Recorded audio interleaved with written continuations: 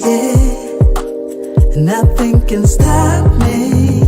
No. 'Cause I'm addicted to what you and I realize. Lead the way, I follow. No need to say where we are heading now, babe. I follow to the edge of it all. So tell your good night, 'cause I'll find no matter what, yeah. Susceptible night, before the moment flies, before it flies. So tell your good night, 'cause I'll find no matter what. Susceptible night, before the moment flies, yeah.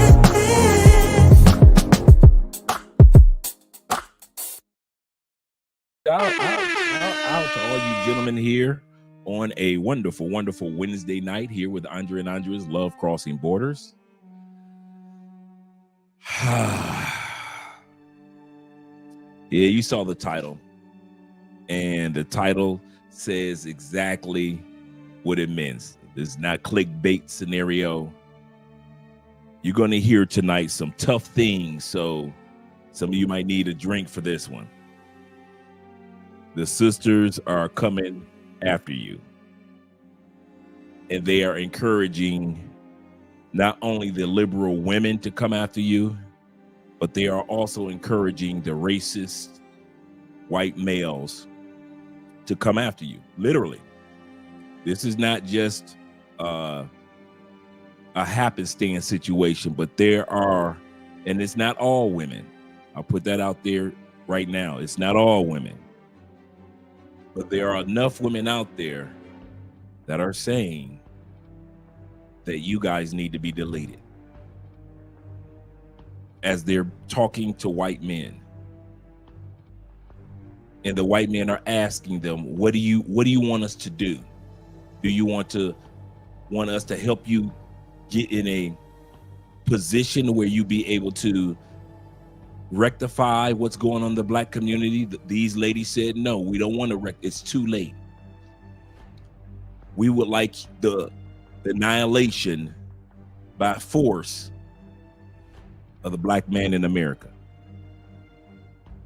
This is not what I'm making up. This is not me using outlandish terms. This is quoting the women that made these statements on Clubhouse, as you well know, and other platforms. Shout out to our brother Jeff of the Ask a Brother podcast. I'm going to try to get him on the show soon. He did an interview in regards to on the Daily Wrap-Up crew. Shout out to those young brothers. I've been on their show a couple times. Shout out to the Daily Wrap-Up crew. And they interviewed him, and they talked about this scenario where the white liberal women, the racist white men, and many, many woke feminist black women are planning for your demise. But then we're also going to look at Cousins Jeff interview in regards to the passport bro. So this is going to be a double feature, because a lot of brothers are not going to sit around in the United States and tolerate these type of threats. A lot of us have already gone, and a lot of you already plan on leaving. But if you think that this is just a farce or just a couple of sisters, okay. You keep on believing that sisters are playing, that white liberals are playing, and that racist whites are playing. Majority of the sisters don't think like this. Majority of sisters support brothers. Most white women are not radical woke liberalists. They can't stand Karens. There are a lot of white women can't stand Karens. And most white dudes are just average dudes like the rest of us, Latin brothers and others. So they're not the extreme racist white dudes, not most white dudes. But the problem is, in the United States, there are enough of these individuals that can rally together, that can continue to cause havoc in your lives as a black man. So we're going to look at that today. But before we go any further, let's do some intros. Shout out to all you guys that are here. Yes, sir. Let me turn my volume up. Yes, sir. There we go. Let me turn the music down just a tad bit. There we go. All right, let's go ahead and get some shout outs in. And shout out to the sponsors of this evening. Appreciate you guys. Remember, all cash apps will be going towards the Children's Cancer Foundation. Shout out to my brother over on PayPal and Cash App that I've already donated. Shout out to my brother. Let me give a shout out to, give me a second, the Blade Runner with the $20 love. Appreciate you, brother. I mean, with the $10 love, as well as my man James. Shout out to you, brother. Mr. Palmer himself with the $20 love as well. So shout out to you, Blade Runner with the $10 and James with the $20. Appreciate you guys. And let me go over to PayPal as well. I believe that's my brother Will over there. Give me a second. Yes, sir. Shout out to my brother Chill with Will over there, sending love with the $10 PayPal toward the Children's Cancer Foundation here in Cali, Colombia. Remember, guys, those who are donating to the Children's Cancer Foundation by way of Cash App and PayPal will receive a copy of my latest book that will be coming, next book that's coming out in January. You'll get an e-copy to show a sign of appreciation for donating toward the Children's Cancer Foundation here in Colombia. Let me move this out of the way for a second, and let me add this to the stage. So you get a copy of my next up-and-coming book, The Unshakable Man, How to Have Confidence when it comes to moments that shake the average person. How to have confidence. So we're going to hear how Jeff Bezos does it, how Bruce Lee does it. I got Machiavelli in the book. I've got Michael Jordan. I've got the U.S. Navy SEALs. Also got Kevin Samuels, how he remained unshakable. A lot of times we don't have to learn it on our own. We can learn from the journeys of others that had shakeable moments and how they remained unshakable and successful during those moments. And so that ebook will be going out to each one of you guys that have donated by way of PayPal and Cash App. Shout out to you, gentlemen, for supporting the Children's Cancer Foundation here in Cali, Colombia. Shout out to my brother David Dice, right out the gate. He said, I refuse to be upset and disappointed anymore because I don't expect B-dubs to be anything besides who they are already, bitter, angry, and alone. Save yourself, black men. Save yourself.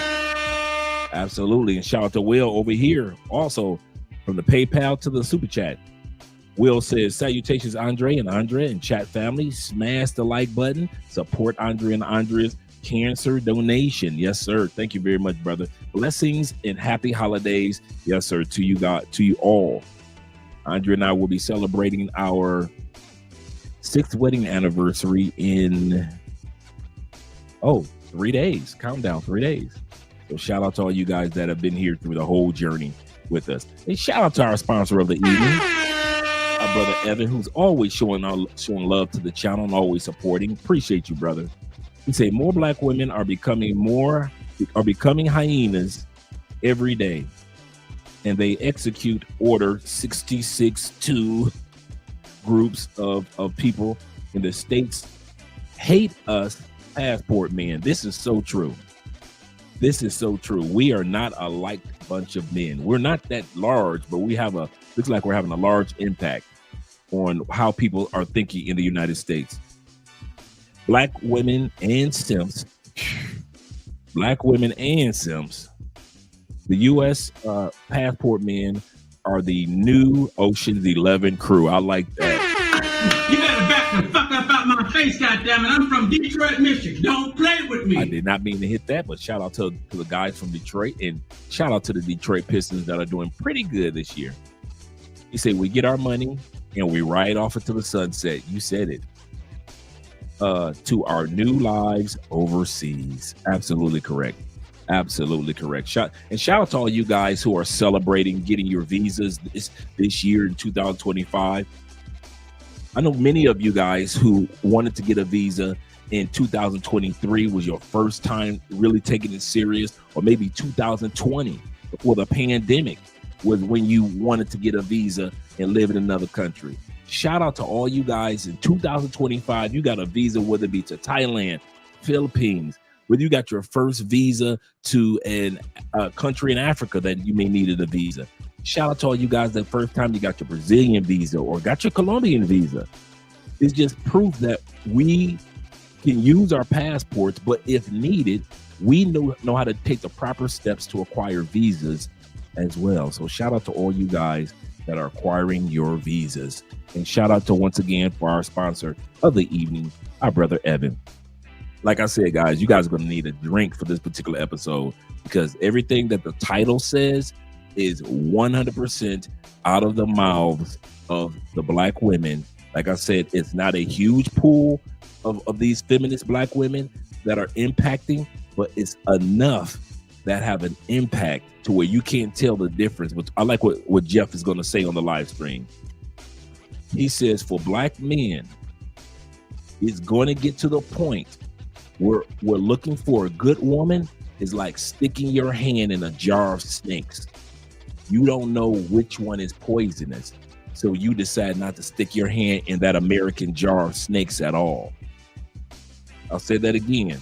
You're going to hear Brother Jeff from the Ask a Brother podcast. Shout out to him. He was just on Obsidian show last week.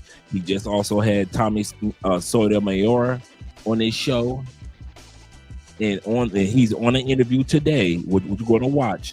The interview with him on the Daily Wrap-Up crew. And one of the statements that he makes is that it's going to get to the point for you brothers that decide to stay in the States, and nothing wrong with that, that it's going to be as if looking for a good woman in the United States is like sticking your hand in a jar of snakes. And you don't know which one is poisonous, and you don't know which one isn't. And so a lot of black men, even if you stay in the States, are going to be opting out of sticking their hand in the jar of snakes looking for a relationship. I often say it's like looking for a golden needle in a barn full of rusty needles. It's like looking for a needle. Looking for a good woman in the United States is getting to the point is like looking for golden needles in a barn full of rusty needles. You're not only going to get stuck, you might get infected. That's how difficult it's becoming in the States. Shout out to my man K-Dub in the building. The brother who's always all around Europe as well as beyond. He said, what's good, Andre? Can expat expect a FICA taxes? He said, ChatGPT says yes. He said, but I can't find the videos speaking on it. Let me look that up for you, brother. Are we exempt from FICA taxes? Now you're talking about. Are you talking about your? This is not for retirement. Let me look up the information for you, brother, because I haven't had to file FICA taxes. I haven't had to file FICA taxes, state taxes. I still pay towards Social Security. Now that I still do.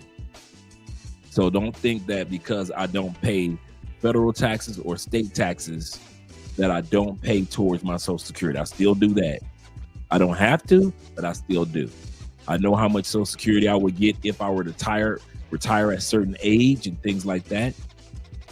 And I even know the process of, since I'm married, if anything happens to me with me being older, how does Andrea get my Social Security? A lot of you guys don't realize if you're married to somebody or in common law relationship with somebody in another country, if you have kids and they're younger, like Andrea in her 30s, she can get your Social Security, or in my case, my Social Security. If we have a child, she can get my Social Security immediately, right after I pass on. If we don't have any children, Andrea has to wait until she's 60 years old. She has to wait until she's not 62, not 65. She has to wait until she's 60 years old, and then she can apply for my Social Security, even if it's 30 years later, because she was married to me when I passed on. So a lot of you guys also have to think about the fact that if you're married to somebody or in a common law relationship with a person in another country, you also have to take consideration, do they have any rights to all those Social Security or investment benefits that you have established? So my investments, my Social Security, and all those other things have already been set up quite well. But I'm going to find out for you, and see if I can find a video for you as well in regards to that. Hey, Dub, good question, brother. That's a good question for many guys. Shout out to David Dice in the building. He said the Cali air is extremely fresh. Hey, Dave, let me ask you this. Do you still want to link up tomorrow? If you still want to link up for lunch, let me know. He say the Cali air is extremely fresh and cool tonight. He say, I forgot how nice the breeze is here. Yes, sir. Shout out to you, brother. Shout out to you. And our brother and the group leader for our classes, class 7, my group leader, the International Quiet Storm. He said the clubhouse conversation, how they treated Kevin and Kobe, then me getting falsely accused is a couple years back were my final straw with American women. And that's why you guys rarely see me on panels. That's why you really, it's not my place to try to convince, to rescue, save. I know a lot of the women say it's going to take the black man to save the black community, but you can't save somebody that does not want to be saved. Black men have been reaching out their hands for years. I think that's the problem that women haven't noticed. Black men have been reaching out their hands for years, even during the Oprah, Theo Donahue days of the late 70s and 80s, the Sally Jesse Raphael days. Black men were still trying to reach out their palm to black women and say, we could do this together. It's been black women that have said, I don't want, get your hand away from me. I'm independent. I don't need no man. So you can't rescue the unrescuable. If a person wants to go down in a burning house, you got to let them go down in that burning house. You got to let them go down in that burning house. I know this if I don't know anything else. I know that the black community will not change in my lifetime. I asked this question to the young men of the Daily Wrap-Up crew when I was on their show a few years back. And the last question I asked them was, do you young men, and I know you guys are in your early 30s, do you young men believe that the black community will be able to turn itself around in your lifetime? You guys are in your 30s. I'm in my 50s. And every single one of them said, no. They don't believe while they're walking this planet that the black community will turn itself around. Well, maybe the next generations and the generations after, I don't think so. And I'll tell you why. Name one thing in life that got better after use. This is a Kevin Samuels question. Name one thing in life that got better after being used and used and used and misused and misused and misused. Name one thing. You can't name one thing in life that if you misuse it for years, that it got better. It may have become a collectible. It may have become an artifact, but it didn't get better. You can't go into a museum and look at some of our tools from when we were in Africa in certain regions and say that those tools are better than some of the tools we have now. Those tools are now artifacts, but it didn't get better. So it is with the Black community. And I would say in America, mainly all communities are not going to get better. It is going to get worse. That's just the metamorphosis or the osmosis of a planet. It just no country stays on top forever. I know Americans think that we're going to be the first one. We're not. You can't name the continent or country that stayed on top forever. USSR became Russia. Think about how when UK used to, or London or Great Britain used to have locations all around the world. Remember the saying? A lot of you guys weren't old enough to realize or heard the saying, the sun never sets on the British Empire. The sun never sets on the British Empire. For those that don't know what that statement is, there was a time that the British Empire owned property or was in charge of countries on every corner of the planet. So technically, the sun never went down on a British Empire, because in every corner where the sun rose or where the sun was, the British had control. Now, is that the same Britain today? Are they not struggling in Britain like people are struggling in the United States?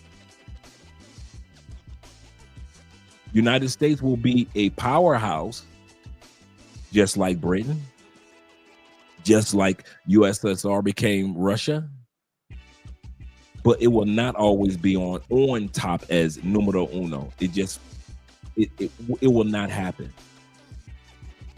And you can see our politicians panicking now. You can see the people panicking now, and also the communities are panicking now. So for those of you that think that in your lifetime you're going to be able to save the Black woman and save the Black child, I didn't say give up. I want you guys to realize that I didn't say give up. I didn't say quit. I didn't say try. I just said don't expect in your lifetime. You guys are just like Martin Luther King. You've been to the mountaintop. You might not get there with them. You might not get there with them, just like Martin Luther King said. Shout out to all you guys. Shout out to all you guys.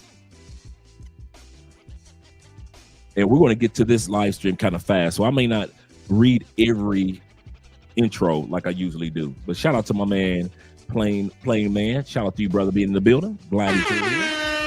He said, I'm not surprised by this. He said, during and since slavery, the trauma of being forced to breed with the strongest Black men never completely left the Black woman.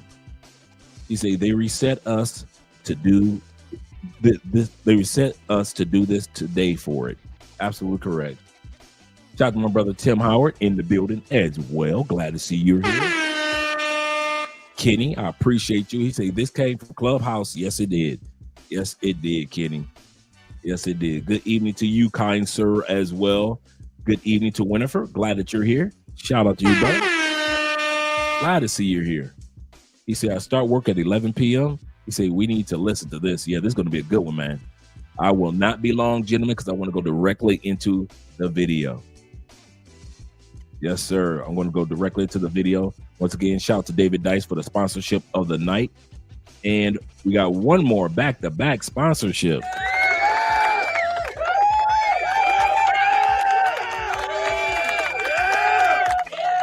From our brother, Evan. Once again, another $100 love. Appreciate you, brother. Glad to see that you're here. He say, this is the Matrix. You say, this is the Matrix blue pill. Stay in the States forever. Settle with hyenas. Be a stepdad. Man, you hit them all, brother.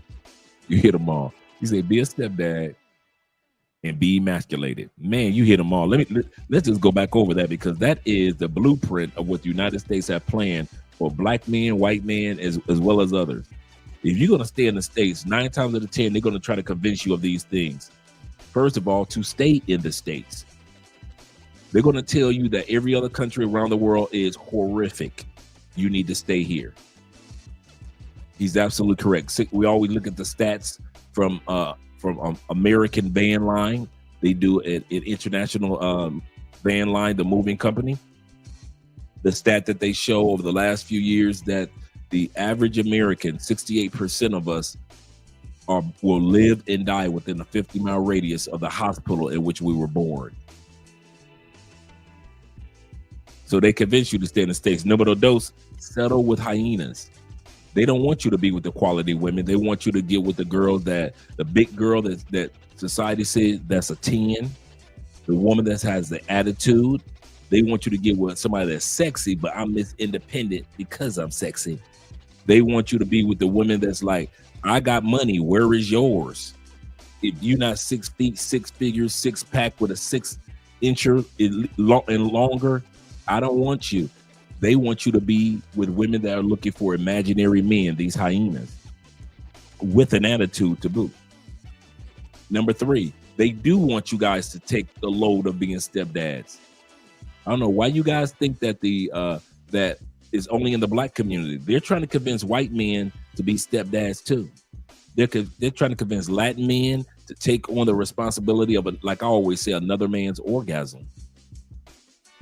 In other words, take advantage of, in other words, everybody taking advantage of you, but you.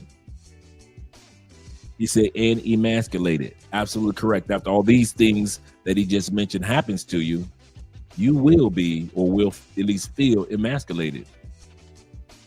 You won't feel that manliness that you felt when you were in another country.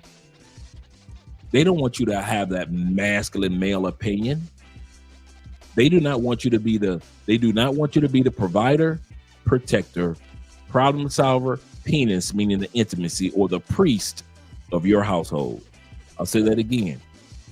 The tools or the expectations in which every man is judged around the world throughout history, human history, and I'm gonna break this down for you. I'm gonna come back to you in a second, Evan, and I mean this, guys. We as men are judged by these 5 elements. You are judged by being a problem solver for your family, for you and your girlfriend, or just for yourself. You are judged by society as if a problem arises, if a challenge arises, if an opportunity arises, can you do it as a man? Are you a problem solver, or are you a follower? Are you a person that needs somebody else to do everything for you? Are you a problem solver? This is what women look for in a man. This is what society looks for in a man. Problem solver. Number 2, provider. Not only providing economics, but also providing encouragement, providing assistance. Can you provide for your family? Can you provide an example? More is caught than taught. Your kids are going to be looking at you. Your son is going to be looking at what you do. So if you simp, don't be surprised if your son grows up to be a simp. To the ladies, if you're out there and you're 304, we've seen plenty of time, or you're on Section 8, we've seen plenty of time of 3-4 generations of 304s that are on Section 8. More is caught than taught. You can tell a child not to smoke cigarettes, but if they see you smoking cigarettes, they're going to do it despite whatever you say. So can you provide? Can you provide an example as well as provide economics and other resources for the family as well as yourself? So we looked at problem solve, provide. Can you protect?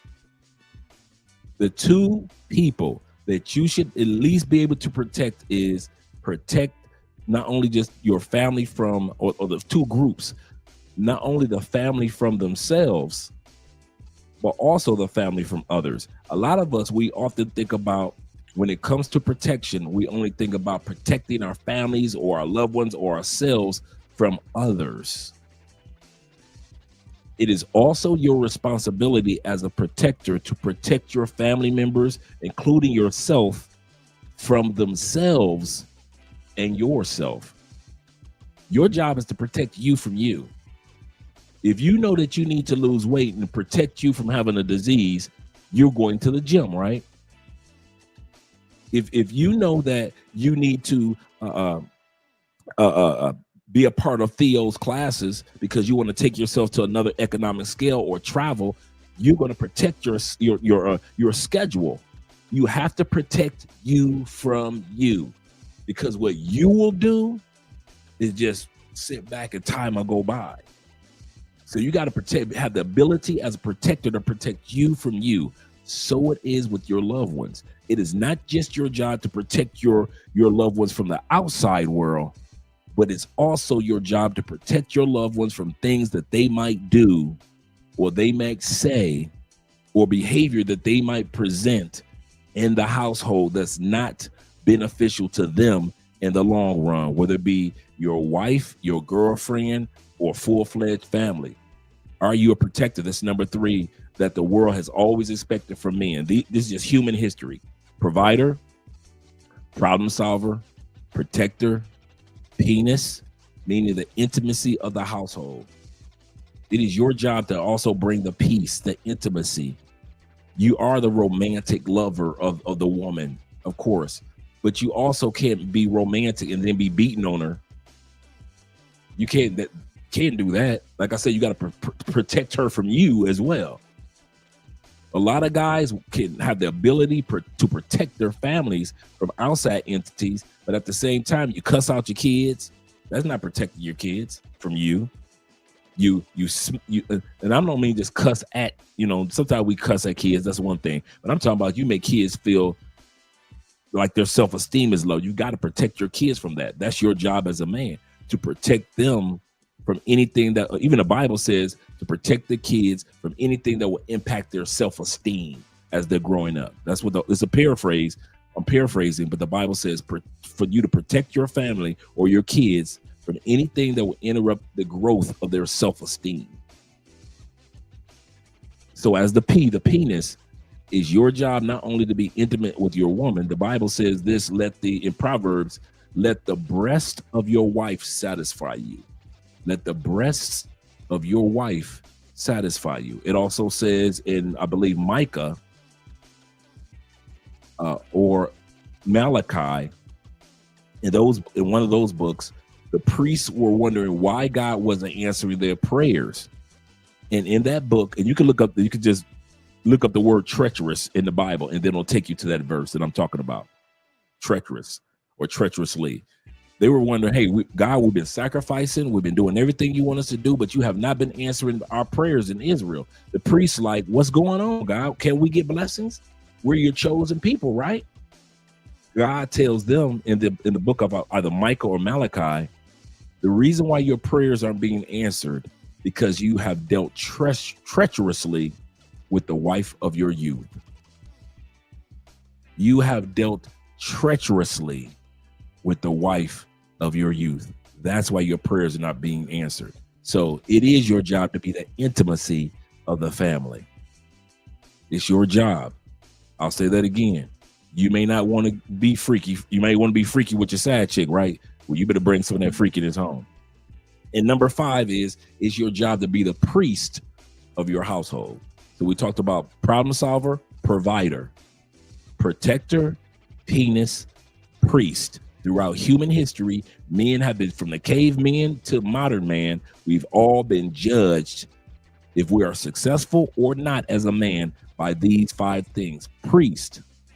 Are you the spiritual leader, the peace of the household, the person that prays the most, the person that fasts the most, the person that doesn't get as upset as mom gets emotional, the kids get emotional, grandma and the dog get emotional, but you somehow as the priest of the household has been able to keep your composure compared to the rest of the family. Not saying that you don't get upset, not saying that you don't have bad days, but as the priest of the family, you should be the one that always prays for. Think about the spirit. Hey, we getting up to go in the church or mosque or the temple. Meditation. You don't let things move you as fast. So it's not just about a spiritual priesthood, but it's also you the priest of peace in your household. I want to say that again. It is your job throughout human history. I don't care if the neighbor's household is chaotic. I don't care if their kids are the worst kids in the neighborhood. It is your job to be the prophet and the priest of peace in your household. If your household is out of hand, even the Bible talks about this with deacons. You cannot be a deacon according to the book of Timothy. You cannot be a deacon in the church if you cannot handle your own household. So you have to be the priest and the prophet of your own peace that's in your house. And if your woman is talking reckless, and if your kids are running around crazy and they involved in all type of illicit activities, it's your job as the priest to kind of rein things in. Have family meetings or whatever you got to do. So remember those things, guys. Those are the 5 elements in which we are judged. Now let's go back to our brother's comment, because he's absolutely correct when he said about emasculation. They want, in the United States, they want men to no longer to be the priest, provider, protector, problem solver, or the penis, meaning the intimacy of the household. They want the women, they want the government, they want media to control the sway of the breeze that comes in and out of your household. The media, they want the media to dictate what happens in your house. They want the government to dictate what happens in your house. They want women to dictate what happens in your house, but they do not want masculine men to dictate what happens in their own homes. And that's sad. But then you have, on the other hand, like the brother just said, the red pill. Go overseas, because there's so many countries that are traditional and are looking for traditional men such as yourselves. Embrace being masculine, as we just discussed. Look for feminine, childless women. For all you guys that sit back and say, when I come to Colombia, everybody got a baby. There are a lot of us that are dating women that ain't got no kids. In all my journeys, when I was single, I only came across 2 that had kids. 2 women that had kids. Everybody else that I was smashing and enjoying and hanging out with in Colombia, long before I met Andrea, they ain't had no kids, and it wasn't hard for me to find. And I mean no shorties, and I'm talking about some gorgeous sisters, gorgeous others, and I had no problem with finding a woman that ain't got no kids. All you do that like to be up under women with kids, so be it, do your thing. But as for me, I couldn't do it. I didn't fly all the way to another country, another continent, just to be up under the same umbrella and the headache and the heartache that I would be dealing with, like I would be if I was still in the States or in Canada or in UK. Shout out to all you brothers. He said, and lastly, say goodbye to the women in the States. True. Don't argue with women in the States about women issues. I don't go on panels and put super chats in to cause women to be upset. I mean, listen, I might say, hey, this is a great topic to talk about, but I don't get upset with what we're going to hear tonight. If I was back in the States,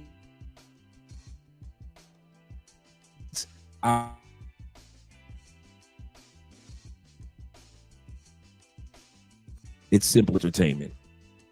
Looks like I froze for a second. Think I'm back. Let's see. Let us see. I think I'm back. Look like I froze for a split second. Hopefully I'm back. Am I still for? Okay, I'm good. I'm looking at it through the phone. Thank you guys for your patience. Little glitch. He said, and move overseas permanently. That's many of our final destinations. May take you 5 months, 5 years, or 15 years. But yes, for many of us, our goal is to move to other countries. The rich are doing it right now. I don't know why you guys think the rich are coming to America and hanging out in America. Even the rich in America have 2, 3, 4 passports now and have property in other countries and taking advantage of all the tax breaks that we talk about here on this channel quite often. Shout out to you guys. And shout out to my brother Zeke in the building. Zeke says this. He said, black men in the United States He say bedroom bunk. He say scapegoat, attack dog. Yep. Workhorse, sacrificial lamb. I wish he was saying something that wasn't true, but it is in many cases. He say trainable jackass. Ain't no way. Relocation, hashtag relocation, fellas. Relocate. Yeah, he's not lying. Some will tell you that you're fleeing. Some will tell you that you're running, but they never say that to white people. White people have been, shout out to my white brothers and sisters, military and white people. Military and white people. When you military guys decide to go back home or not go back home, nobody bats an eye. You go back home, you get your disability in order or your finances in order, and you leave. Nobody bats an eye. White males and white females were doing the digital remember, digital nomad movement started like in 2010, where all these white men, young men and women were starting to do work online and start businesses online. I remember that because that was the first thing I followed. There was no passport bro movement to follow. What made me relocate, if y'all want to be honest, I was following the digital nomad movement. I'm watching these white people move to Bali, moving to Thailand, moving to Malaysia, moving to Colombia. And I'm watching these white people and I'm like, wait a minute, remote work? What is this? I'm reading articles. I'm looking at headlines and interviews of the digital nomad movement, which at that time period was predominantly white. Then black women got on board and then black men got on board with the digital nomad movement. But by the time black men got on board, the passport bro movement started coming right after the pandemic. In other words, as long as there were white men, white women, and black women doing it, nobody had a word to say. The moment that you, or the military, the moment that you black men have the audacity to relocate to other countries, who the hell do you think you are? You must be fleeing. You must be afraid. You must be scared. You are abandoning the cause. How dare you not stay here and be a victim with the rest of us? You are a turncoat. You are a traitor. They never said that about the digital nomads. They never said that about the black female expat, the white male expat, the white female expat. They didn't say anything about that. But as soon as you black man had the audacity, the gall to go down to the post office and get a passport, they have been mocking us ever since, or at least trying to mock us ever since. And shout out to all you guys that have not allowed them to impact our journey at all. We got 84 in the building. Like I said, I'm not going to be able to do all the shout outs like I usually do, guys. I'm going to go get directly to the video because we got a lot of content that we're going to be looking at today. So shout out to all you guys that are here. Let me at least get to the first 10, 15 guys that were here. Once again, shout out to David Dice for all that you sacrificed. Appreciate you, brother. Shout out to my brother Ronan Travels. Good morning to you, kind sir, and all you military brothers around the world. Appreciate you guys. All you truck drivers that are listening in, driving through the snow. I got your back, brothers. Just listening in tonight. All you guys that are working third shift, second shift, feel like you're working fifth shift. I got your back tonight as well. So you're going to have a good live stream to listen to as your work hours go by. Appreciate you guys. I really do. I really do. Shout out once again to Chill with Will, my brother Will in the building. Glad to see that you're here. And also shout out to Kenny, who's always showing love. He said, I have a church. He said, I have church tonight too as well. Yes, sir. Yes, sir. Let me scroll down a little further. Like I said, I won't get everybody in. But shout out to my man, Lennox King. All you brothers in Theo's classes. Shout out to our brothers, class 6.5, class 6, and class 7. Appreciate you guys. He said, big bruh, you are on the air vertical. Yeah, we're on both now. So you can watch us horizontal like this. You see I'm horizontal. Or you could just log out.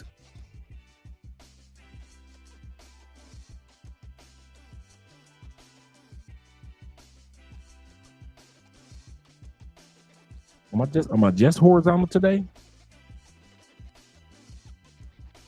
I guess I'm not just horizontal today, but you should be able to log back in if you log out of your YouTube, and then you put in the name Love Crossing Borders. Go live. Oh, mine's not doing a vertical today.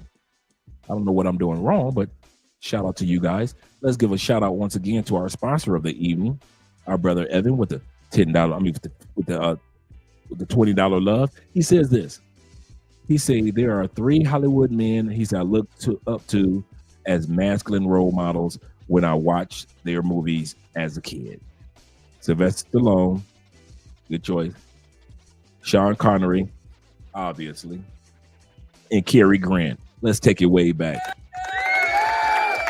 I used to love me some black and white movies, man. Dude, you talking about black and white movie? Talking about a black and white movie fan? Yes, sir. He said, I still love their movies. Yes, sir. You are not alone, brother. You are not alone. I still watch black and white movies from back in the day with Cary Grant. He said, R.P. Cary Grant and Sean Connery. Yes, sir. Shout out to Sylvester Stallone, still kicking strong. Yes, sir. So let's go back here. We got 82 in the building.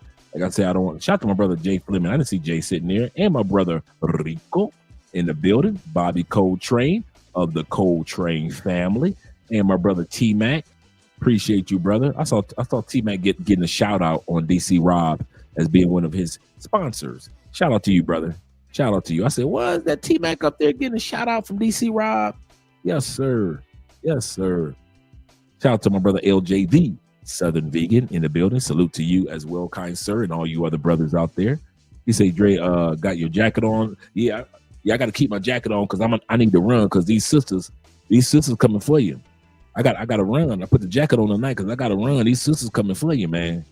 Seriously, they coming for you. Plus, this is just an homage to all you guys up in the Midwest and up in those states where it is ice cold and you guys are getting that snow. Hats off to you, gentlemen. Hats off to you. Shout out to my man, Coach Big Spin. He say, I am so happy and blessed to have made it to Brazil. Yes, sir. He say, and out of the matrix. He say, 1 year gone full time. That first year goes by fast, doesn't it? That first year. Like I often say, guys, if you plan on moving to a country in a year, your last year is going to go by fast, and your first year in that country is going to go by fast because you got so many things that you want to do. He say full time. He say now permanent. Got the permanent. What incarnations do we have here? We got a brother with the congratulations. This brother has the permanent resident. Yes, sir. I'm glad to see that, man. I am so glad to hear that, man. That is great. That means that his next step is citizenship in Brazil. So he can enjoy all the benefits of permanent resident. I mean, no more visas being filled out. He's good. So he's permanent resident, just like I'm permanent resident here. And the next step is citizenship, where he'll be able to get passports and the voting rights, the right to vote. He said, I know there was dislike. He said, but not this level of evil. Yes, sir, man. They're out there. Yeah, they're out there. Shout out to Jamon being in the building. Let me scroll down a little further. Shout out to Killmonger in the building. Glad to see you here, brother. Salute to you as well as the other brothers. Glad to see you here. T-Mac say, how long are you going to be? Oh, he's talking about DJ. Shout out to brother El Monte in the building. Let me scroll down a little further. Just a little further. Black Chairman, glad to see that you're here as well for this one. Shout out to my brother, Mr. EMT. Glad to see that you're here as well, brother. He said, what? Forget about these women. Forgot about these. Yes, sir, man. They are serious. You're going to hear what these ladies have to say tonight. I kid you not. And they are not kidding. These women are serious. And the guy that was the white guy that was interviewing them, he was asking them. He that's the crazy part. The white guy was asking for resolutions in the black community. How can we as white men help the black community? Those sisters were like, nope, we want them all gone. We try to convince, they were like, we're trying to convince as many black women not to have black male babies as possible. We are in control of who comes to Earth. This is what they're saying. I'm saying everything you're going to hear tonight. We are in control of who comes to Earth. They're correct. So if we decide not to give birth to black male babies, we have that choice. They're talking to on a channel of a racist white dude that had no problem with what they were saying, because I guess it didn't impact them. Jeffrey says this. Shout out to my Uncle Jeffrey Ghostface. Jeffrey says, he said, does the retirement for you still increase until Andrea turns 60? He said, if you're no longer here. Yes, it does. Andrea still gets between the age of 31. Let's say, I'll pass on Andrea's 40, right? From the age of 40 to 60, Andrea still gets the cost of living increase. If I have never touched my Social Security, let's say I never touched it, don't need it, never touched it, Andrea still gets the increase all the way for me, all the way up until the age as if I was 70. So whatever my, because you get most people don't know, you get two things from Social Security if you don't file by the age of 62. Now, 62 is in the United States right now is the age that over 50% of Americans, I want to say this again. Remember, we had a whole channel dedicated to this. That's why I know so much about Social Security. The age 62 in the United States is the earliest age in which you can apply for Social Security. Over 50% of Social Security recipients file at the age of 62 years old. If you wait, each year you wait after 62, you get two things.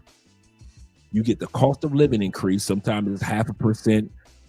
And during the pandemic, it was up to 5% increase, right?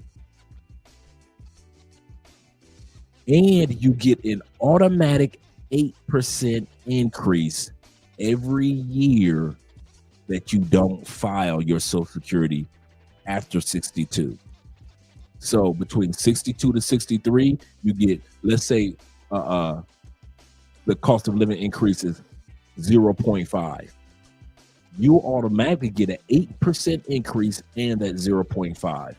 Let's say between the age of 63 to 64, you automatically get an 8% increase. But let's say the cost of living increase was 1.2, and you also get that 1.2, which brings your cost of living increase to 9.2 because you get the automatic 8%.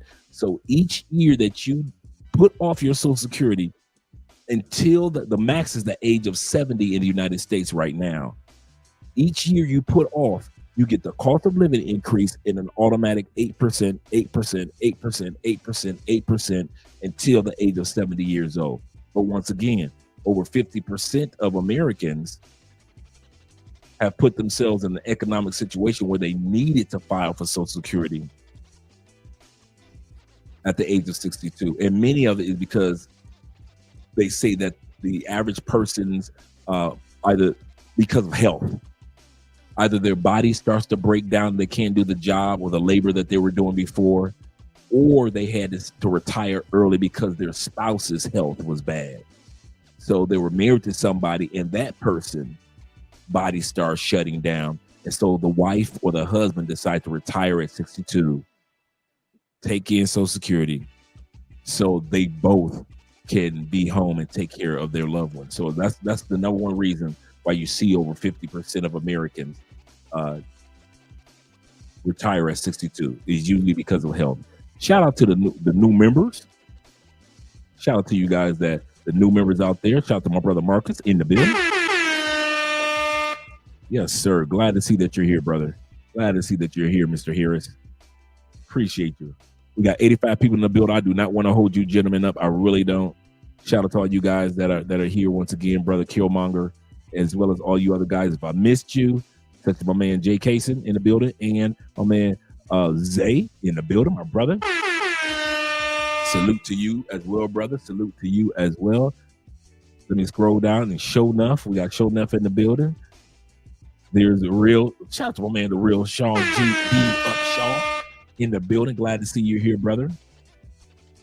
Scrolling down. Let me see what Sean has to say. He said this. He said the system. Because I rarely get a chance to check out. Let me see what I said. The real CP. The real CP. I say Sean Upshaw. I said, but the real CP show. Shout out to you, brother, being here. He said the system. He said the system. Known also, there are agendas. Yeah, absolutely correct. They're going to talk about that tonight. There are agendas that are present in certain type of black women to think that they don't have to listen to black men. Absolutely correct. There are agendas out there. He said, but they want black men to keep chasing them, which is not gonna. We chase flights. We chase flights. Yes, sir. Let me scroll down. Make sure I got everybody, or at least a few guys. Like I said, so my man Neil Moses. Shout out to you being here. LJ the Southern Vegan, as well as my brother Iman, and the Word is in the building. Shout out to you. Shout out to all you guys that are here. They say, Dre, you are back, but your audio is tuned. Is it? Let me check and see.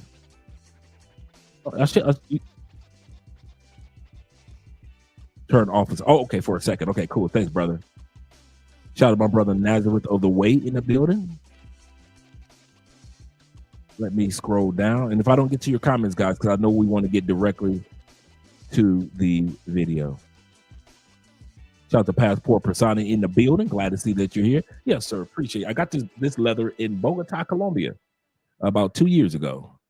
Shout out to YouTubing is a habit. My brother is in the building. Yes, sir. What's up? What up, though? What up, though? Shout out to my brother Kofa. Growth Talk. He's a peace fan. Peace to you too as well. Oh, yeah. Gotta love the Steve McQueen and Denzel. Come on now. Gotta love some old school deep Steve McQueen. Yes, sir, man. Dude sleeping on Steve McQueen, bro. Steve McQueen, it was like James Bond movies and Steve McQueen movies. I was good in the 70s with some James Bond, some Steve McQueen movies. Yes, sir. T-Mac said, Dre, if the big chicks want to get you, all you can do is delay they. He said, keep prepared to make your getaway, my brothers. Yes, sir. That's all you can do, make your getaway. Shout out to my man, No News Podcast. Shout out to you, brother. Appreciate you being here. First Class is in the building. Glad to see you here, brother. Appreciate you.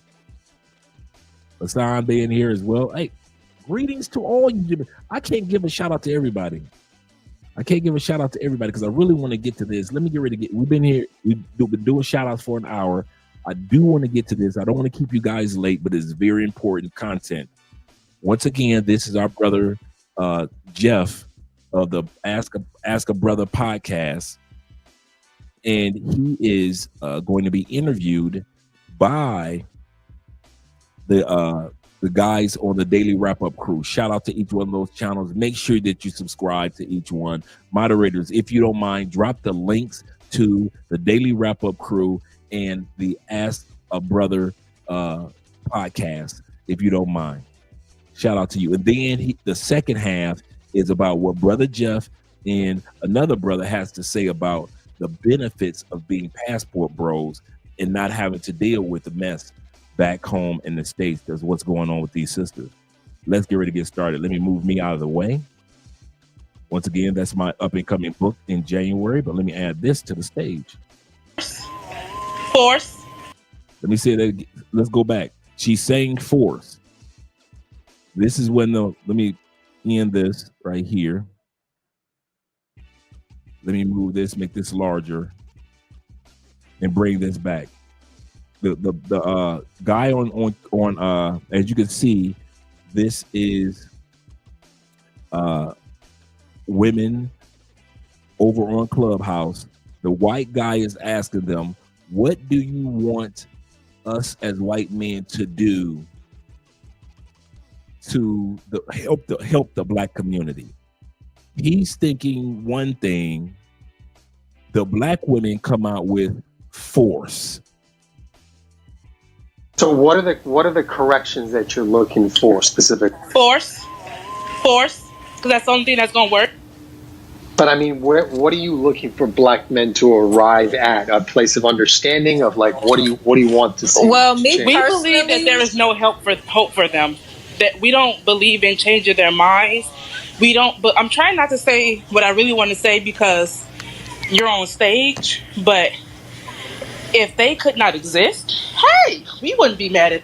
And this next video was sent over to us by you guys, the viewers. This one, it's went underneath my radar. I didn't even know this video was out there, man. It's a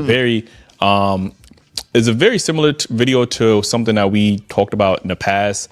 I think even got the same Clubhouse aesthetic, or maybe it was on Clubhouse, Twitter Spaces. I don't know. Yeah. But before we go any further, guys, while we're still earlier, could somebody other than Aiken, because sometimes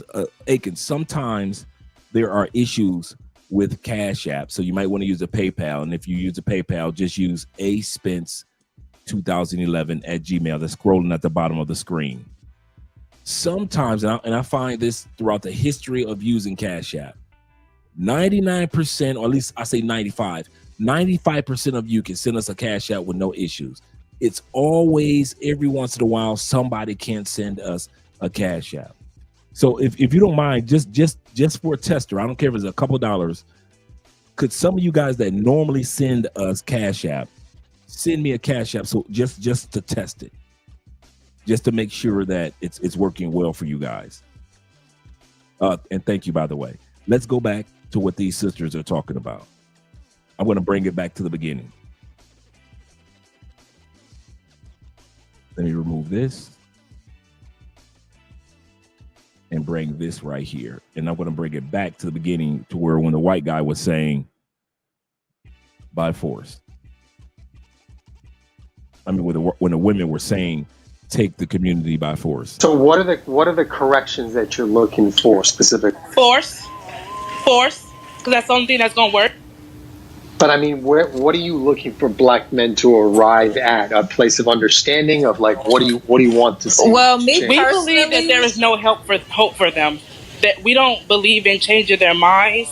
We don't. But I'm trying not to say what I really want to say because you're on stage. But okay, T-Mac, thanks for the $15 toward the Children's Cancer Foundation. So the Cash App is working great. So you might want to use the PayPal if it doesn't work for you on the Cash App. Thank you very much, gentlemen. If they could not exist, hey, we wouldn't be mad at. If they could not exist, they wouldn't be mad if we didn't exist. next video was sent over to us by you guys, the viewers. This one, it's went underneath my radar. I didn't even know this video was out there, man. It's a very similar video to something that we talked about in the past. I think even got the same Clubhouse aesthetic, or maybe it was on Clubhouse, Twitter Spaces. I don't know. Yeah. But that's what the conversation is happening. That's what they beating up. Clearly, man, we're gonna play the video. It's a very disturbing video. We're gonna play the video. We're gonna come back and give our thoughts on it. So what are the corrections that you're looking for specifically? Force, because that's the only thing that's gonna work. But I mean, what are you looking for black men to arrive at? A place of understanding of like, what do you want to see? Well, we believe that there is no hope for them. That we don't believe in changing their minds. We don't. But I'm trying not to say what I really want to say because you're on stage. But if they could not exist, hey, we wouldn't be mad at. I think for me, I want the coddling culture to kind of stop. I think they get validated a little bit too much and they're not held accountable as much as white men, Hispanic men, Asian men. Like, the legal system works in their benefit a little bit more than they think it does.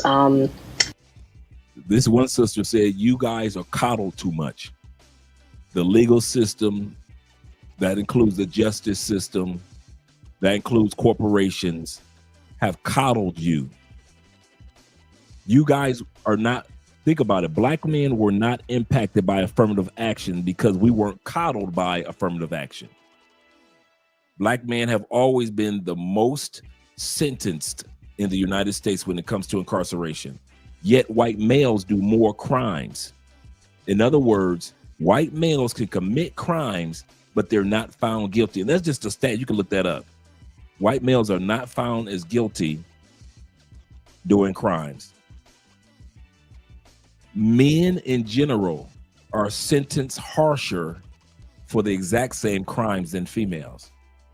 A female can commit the exact same crime. She'll get months to probation to years, a couple years.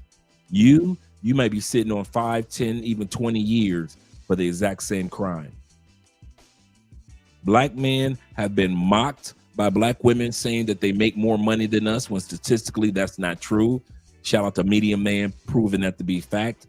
Black men have been mocked saying that whenever we become successful, we leave them for white women, when statistically over men that make a substantial amount of money still date white women. I mean, still date black women. Majority, over 80 to 85%, in some cases up to 95% of successful black men still marry and date black women. But they still try to put out this false narrative that we're being coddled by society. I can't think of one era in American history, of 500 years of American history, that black men have ever been coddled more than black women. Black women were the ones that benefited from affirmative actions far more than black men were. So when they took affirmative action, we didn't trip. We didn't feel like we lost a job. There wasn't 300,000 black men that lost jobs. There were black women that lost jobs.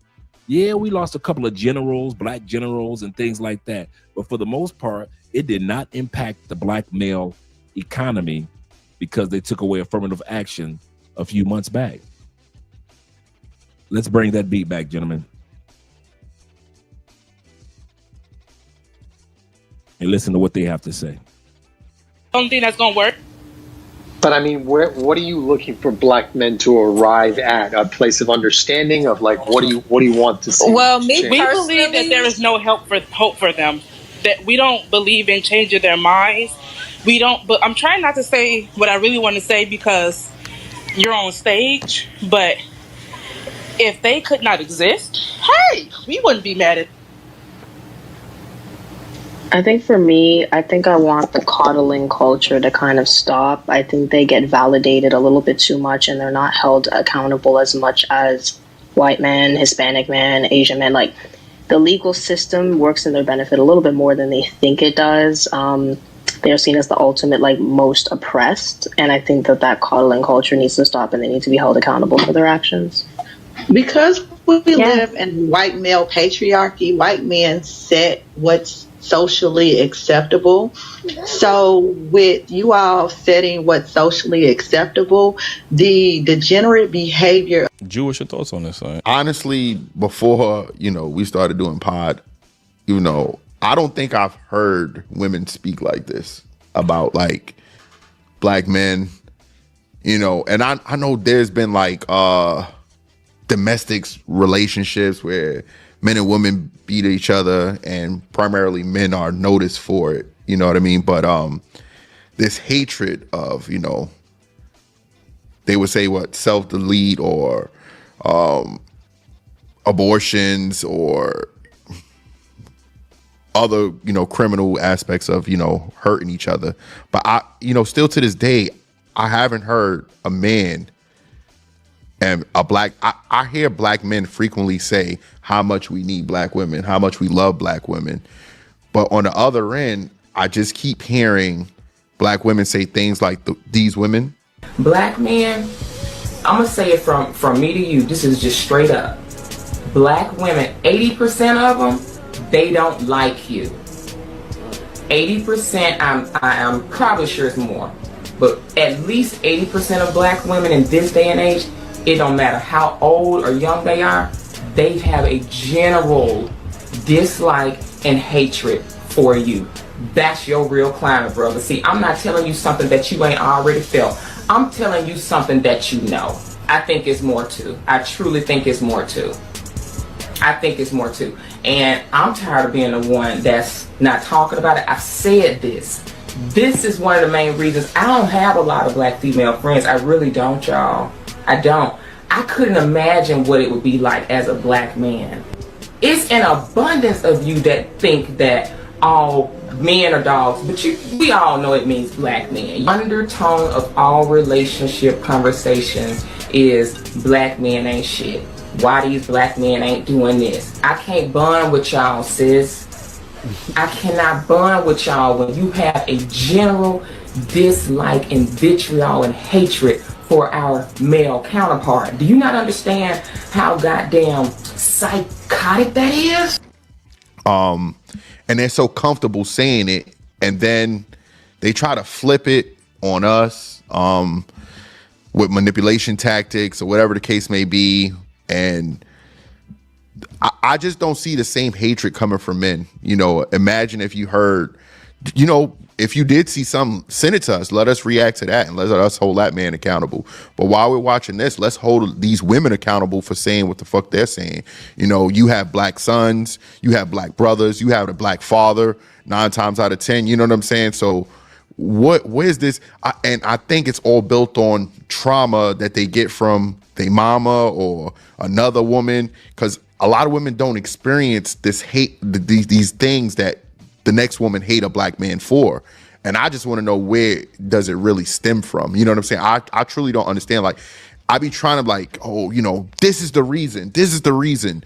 But the more I hear it, I really don't know. And I'm not saying that there's not some, you know, bad black men out there, but I don't hear these other groups of women talking about their men like this, whether it's on a public platform, because y'all yes girling and kikiing and TTing and all these other shit every time a black woman say something like this. And then when a black man replies, you know, we're in our feelings, immature, weak, whatever the case may be. You know what I mean? So those are my thoughts. Again, this reminds me of another video that we had reacted to before, and it's very similar concept. And I think it was a white woman, black woman's appreciation for white men, like type of clubhouse.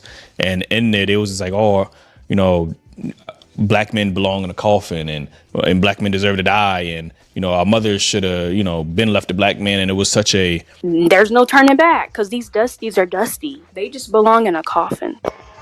I agree. Ladies, I'm so happy that we loving white men, because they are the most sweetest, wonderful men. And you know what's so sad? She said, I'm happy that we're loving white men. I had a video clip that I should have added to this. The clip is a sister. She's married for 15 years to a very abusive. And I'm not saying this is all white dudes, but we're finding this is more and more common in interracial relationships with sisters and white dudes. He used to degrade her and used to beat her. It's just straight domestic violence. 15 years.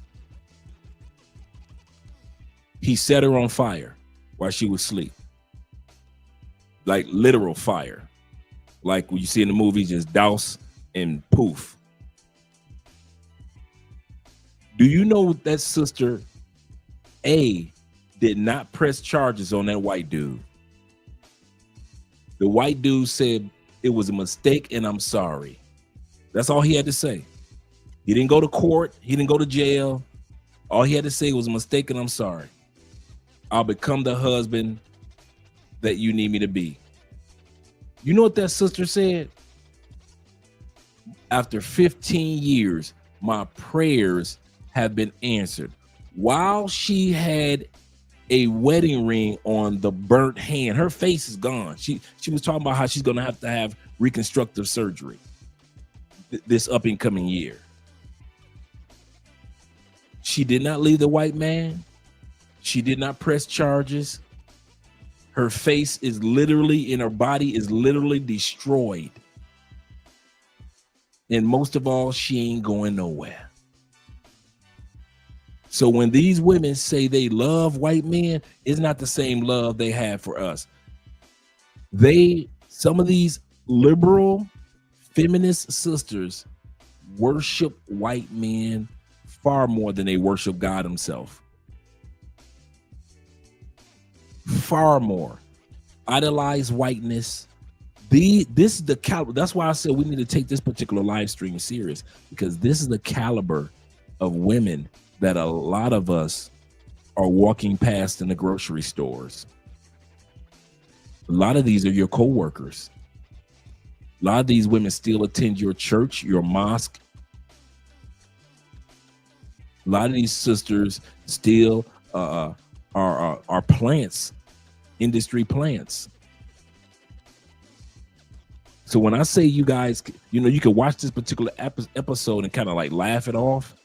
Those sisters and those white dudes and the white women liberals are not laughing at all. They are plotting and they are planning your demise while you're laughing, black man, while you think this is a joke. Oh, that's not all sisters. That's not even the majority of sisters. You're correct, but it's enough sisters to impact you. Black people, stop thinking, black men, stop thinking that you have to have a majority to have an impact. Actually, a lot of these organizations work as a minority group, whether it be the FBI. FBI doesn't need 300,000 people on their team, do they? What about the CIA? Does the CIA need 500,000 people on their team? They don't. Oh, so these are small organizations that have in government that have a major impact around the world. So it is with the white feminists, the black feminists, and the racists in the United States. They don't need to be a large pool. They just need to be large enough to impact your life. And if you don't think that they're doing this and planning this, go ahead, sit back, you stay there and wait. And we'll sit back over here with a big bowl of popcorn and watch it all unfold in your lives.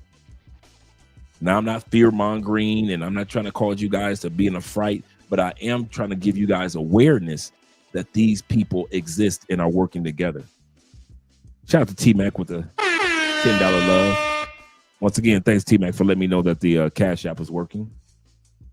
He said, while at Petronio, meaning the Petronio Alvarez Festival here in Cali, Colombia, over 600,000 black people from around the world comes here on the second, third week of August every year.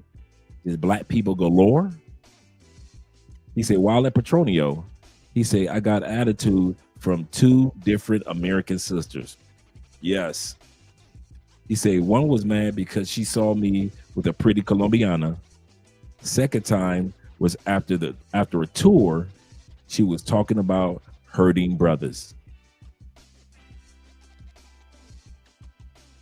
And I you know what? I meant to talk to my girl who does the tours about this. I'm glad that you brought that back up. I'm going to send her a message tomorrow because she does really good tours, but I don't think she realizes quite a few brothers had complaints last year. Quite a few brothers had complaints. Yes, sir. Shout out to you, T-Mac. Let me pull this down. And let's get back to the video. I don't want to interrupt too much, gentlemen. Let me bring this beat back and we can listen to it again. There's no turning back because these dusties are dusty. They just belong in a coffin. I agree. Ladies, I'm so happy that we love in white men because they are the most sweetest. Look at the title, 1,000 Reasons White Men Are Better for Black Women. Wonderful man. And you know what's so sad? Our mothers should have left the black men a long time ago.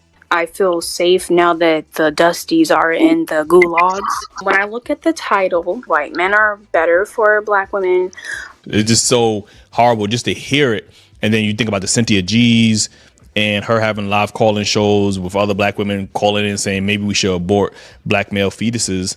And the only reason I support aborting a black child when it comes to it being male is because when I look at the Black community and problems in it, it's associated with males and male pathology. When you talk about violence, it's associated with the males. Problems in it, it's associated with males and male pathology. When you talk about violence, it's associated with the males. When you talk about the, women being forced upon, it's the males. When you talk about drugs, it's the males. When you talk about the fatherless children, it's the males. Every single problem that is happening in the Black community, you point to the males and then you have the culprit. So for me, I think that not selectively breeding is very irresponsible when you are the only one who has control over who gets to Earth. This is insanity. The fact that these women themselves don't take any accountability whatsoever, honey. Every problem in our community is completely on the men, is what she's saying.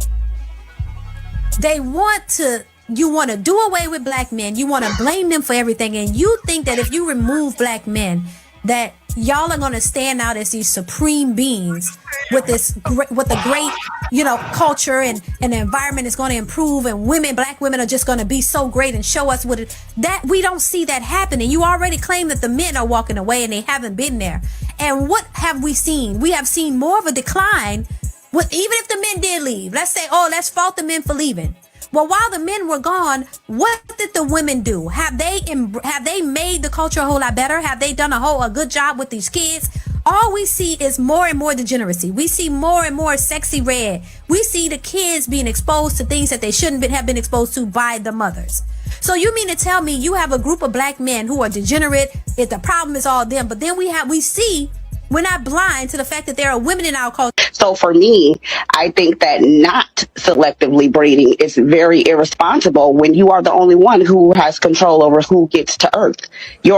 She said not selectively breeding is irresponsible. I'll say that again. She said not selectively breeding, meaning deciding on whether a boy should be brought into the world or a girl should be brought into the world, is irresponsible. Womb, it carries the person to Earth.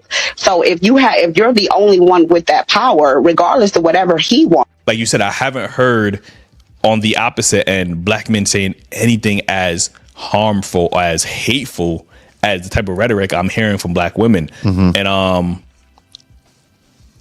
this could all just be the CIA, you know what I mean? Just manipulating with us and stuff like that. Because these are people hiding behind a profile. You thinking they bots? I don't put it past. You know what I mean? Yeah. Like I don't put it past them. This could just be another, like you talk about COINTELPRO and stuff like that. This could just be another version of that. Like, trying to manufacture these gender wars to keep us separated. To keep us from coming together and then separate us even further. Like, you know what I mean? So I wouldn't be surprised if a lot of this stuff is fabricated, but still. The only thing that I would have to say, the only pushback that I have in regards to this is it was not considered a gender war when it was only women, Black women talking. As long as the Color Purple movie was coming out, it wasn't a gender war. As long as Oprah, Phil Donahue, Montel, Sally Jesse Raphael, Ricky Lake, and other talk shows had mainstream microphones. Maury had mainstream microphones to mock, put down, call you down low brothers. You are not the father where you are the father. Talking about in the Black community, multiple baby daddies, multiple baby mamas. It was not called a gender war.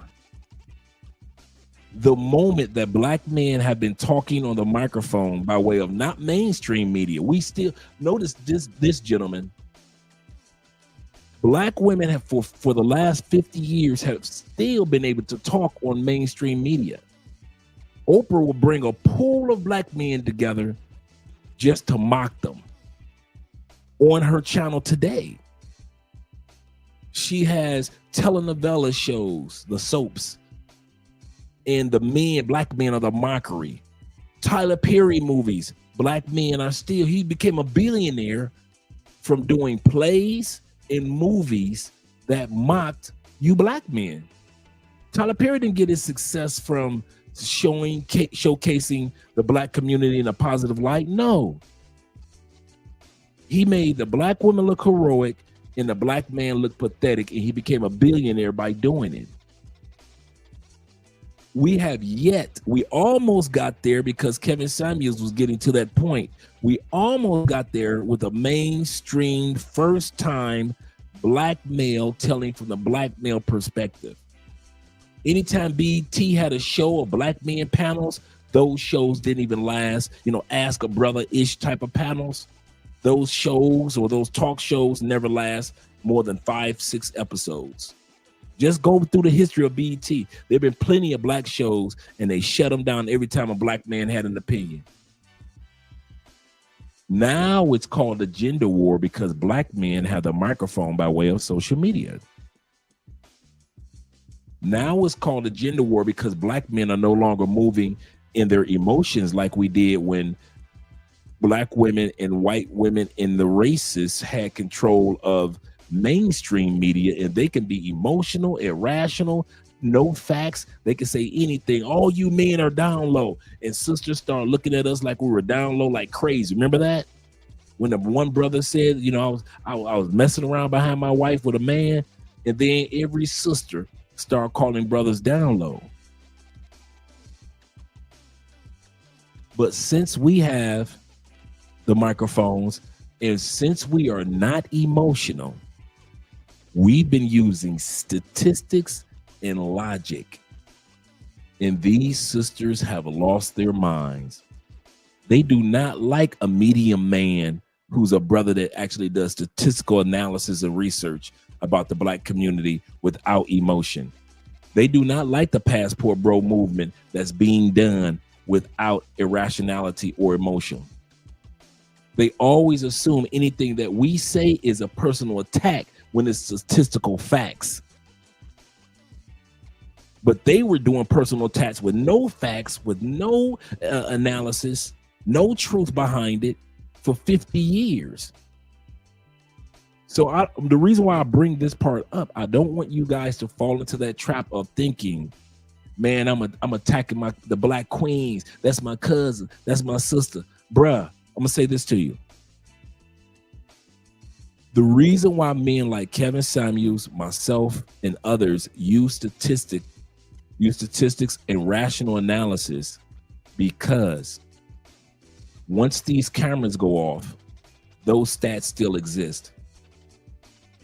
If Love Crossing Borders never existed, Kevin Samuels never existed, Media Man never existed, Ask a Brother never existed, Ask an Older Man never existed, the stat of 80% of children born in the black community are born to single mothers, that exists no matter if we're around or not. The fact that most black women will never marry in their lifetime, that stat exists whether we want to accept it or not. The fact that these attitudes and the demeanors and the behavior of many of, not all, but many black women is on a downhill, including their children. You don't need Love Crossing Borders to exist for these stats and these facts to exist. And that's what's making these women upset. You guys are using stats and facts without using emotion like they are. And now you have people that are saying, well, where'd you get that stat from? They never ask white dudes that, do they?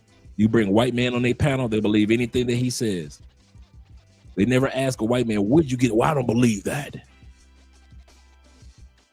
Never ask a white man that. But as soon as you black men start using stats and not being emotional and becoming rational, well, where'd you get that information? I don't believe that. That could be made up. Well, they don't know everybody in the United States. So how can they do a survey, talk about everybody in the United States if they don't know everybody? They try to sit back and make it seem like even rationality is not good enough. So I just want to lay a foundation. Let's continue on, gentlemen. And he's right. You never see black men talking like this about black women. Shout out to Class 7 in the building. stuff like that. This could just be another version of that. Like, you know, trying to manufacture these gender wars to keep us separated, to keep us from coming together and then separate us even further. Like, you know what I mean? So I wouldn't be surprised if a lot of this stuff is fabricated. But still, when I do hear this stuff, you know, I do want to bring awareness to it because these conversations are happening, whether it's organic or manufactured.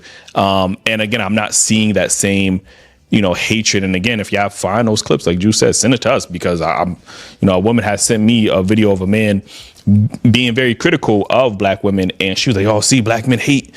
You know, that's their version of we hate women is us being critical of them. You know what I mean? Their version of us hating us is them wanting to actively harm us. Like, you know what I'm saying? And I know, Jeff, we talked about even abortions. And, you know, we was talking about from 1970 to present day, the amount of abortions that we had in the black community alone is, you know, I was saying from 18 to 20, like 24 million. And you were saying it could be past, you know, 30 million plus. And when you think about that number, that's literally a genocide of black children, fetuses being unborn. Like, you know what I mean? We're still in the Holocaust. A Jewish friend of mine said, come go visit the Holocaust Museum. And my response was, let's visit our Holocaust Museum, Planned Parenthood. Say it again, Kanye. Kanye say, visit our Holocaust, any of the Planned Parenthood centers that they put in our community. They make sure they put pawn shops in our community, liquor stores, and Planned Parenthood within a short drive.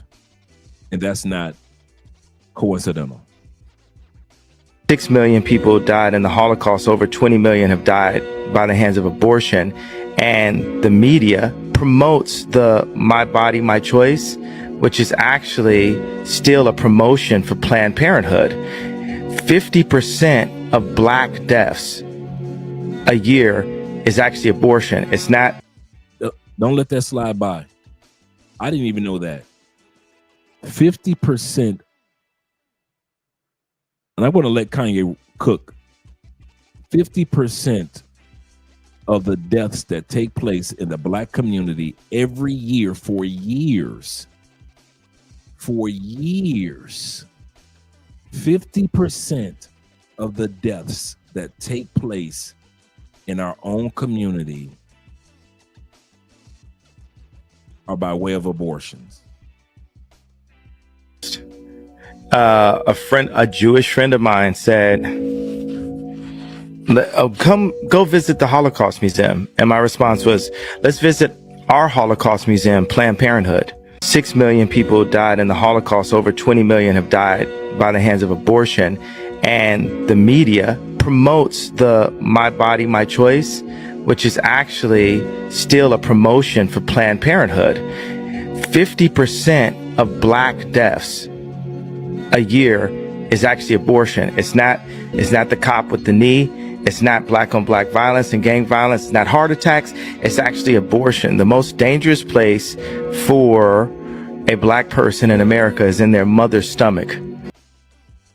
I'm gonna let that sit for a minute. I'm gonna let that sit for a minute.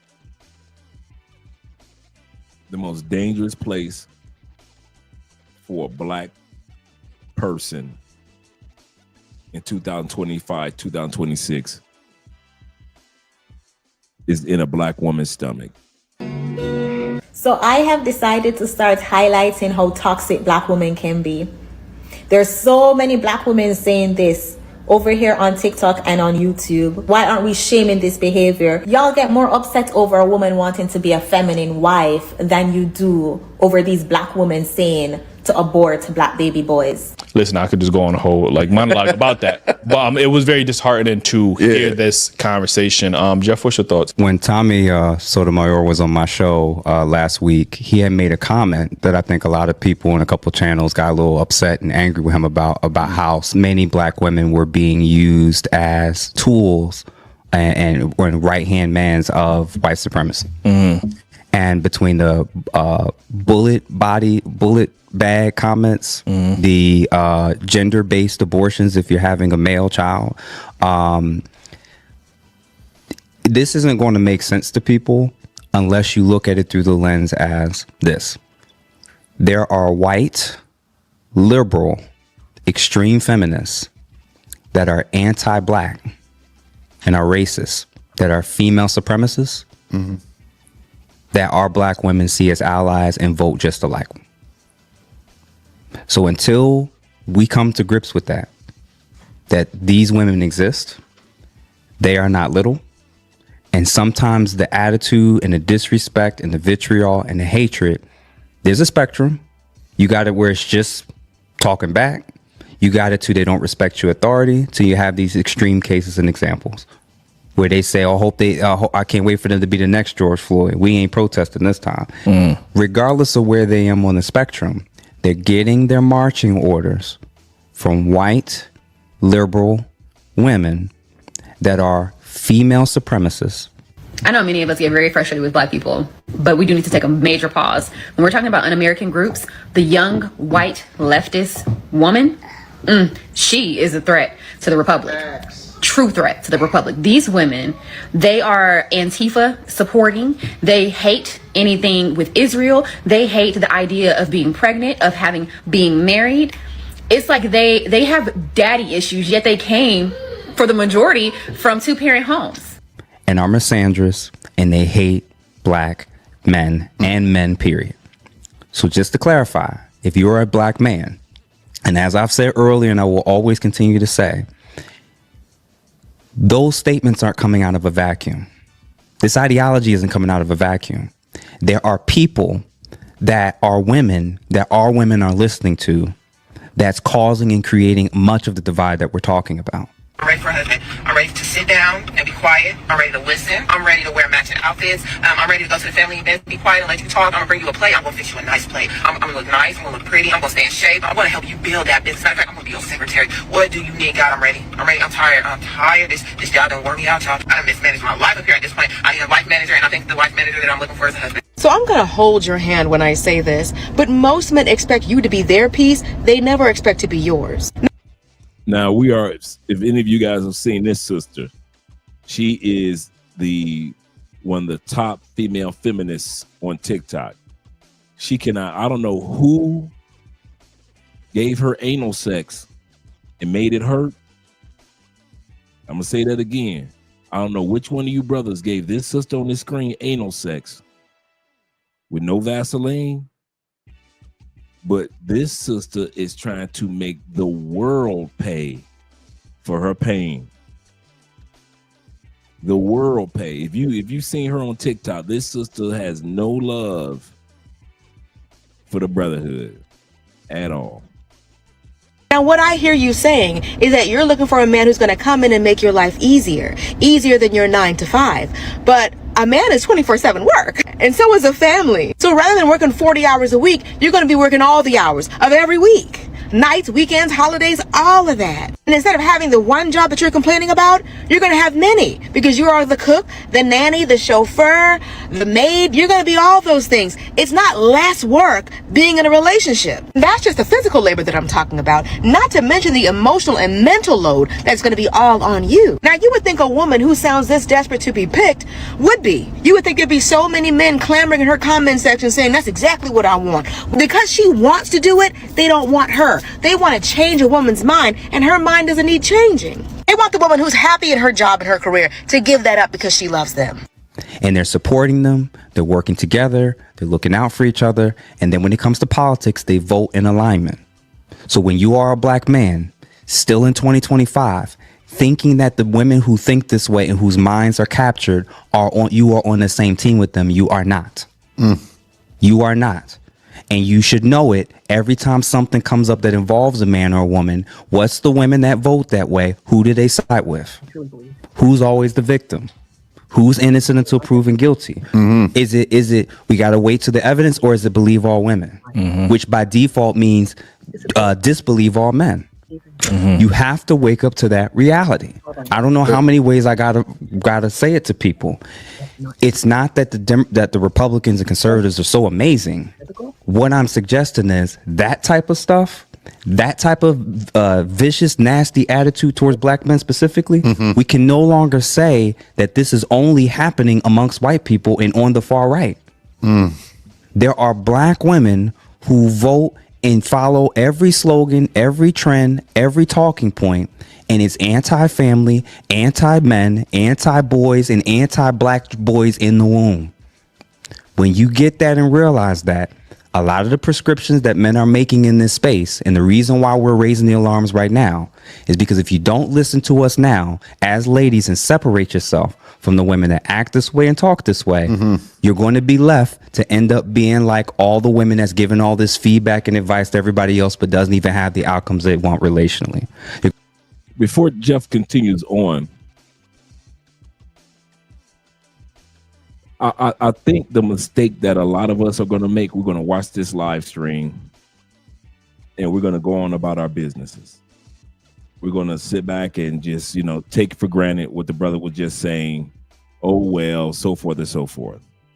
I think a lot of brothers are going to do that. But he is serious. And I'm showing you the videos that there are sisters that have no problem with plotting against you as a man.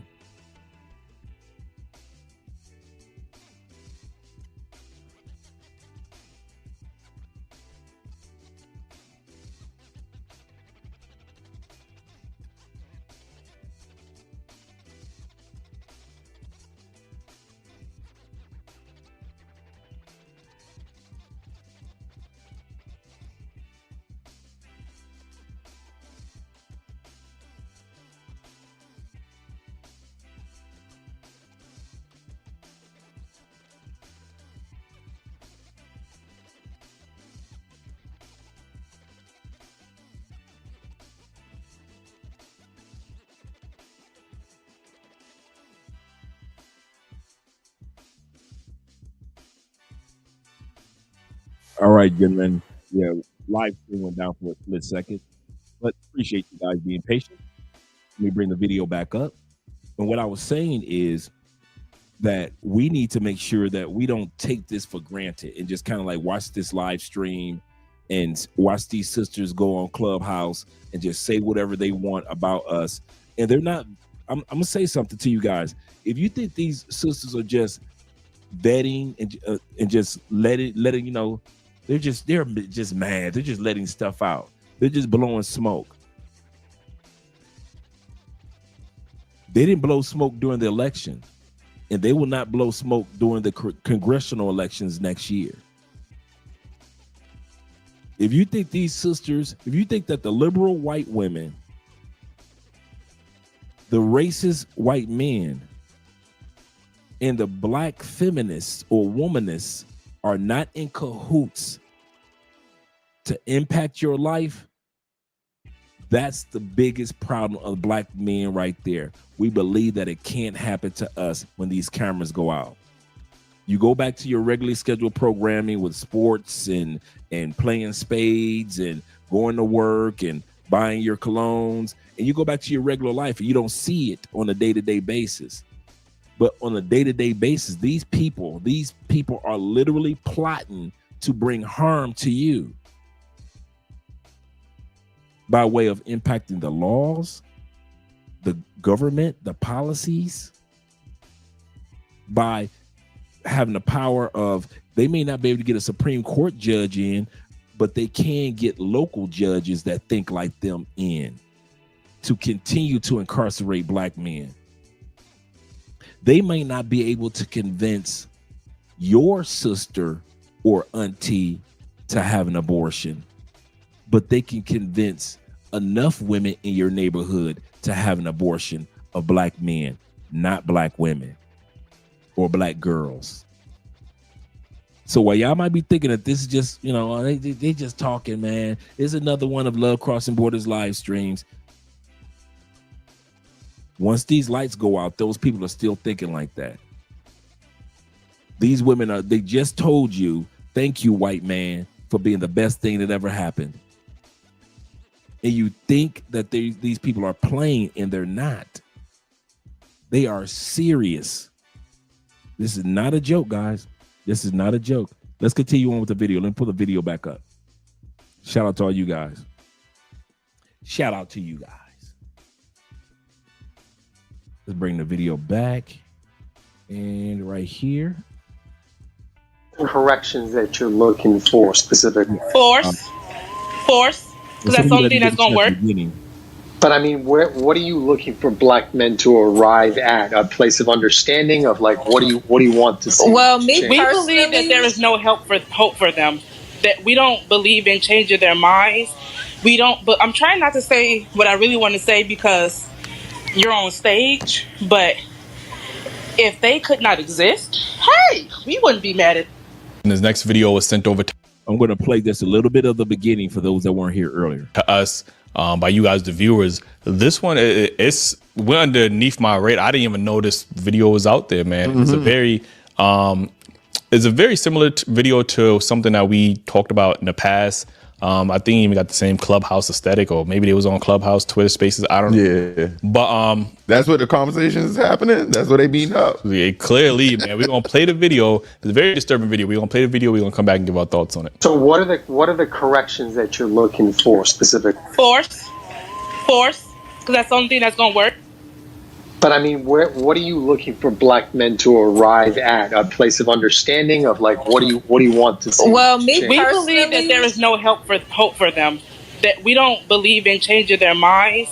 We don't. But I'm trying not to say what I really want to say because you're on stage. But if they could not exist, hey, we wouldn't be mad at.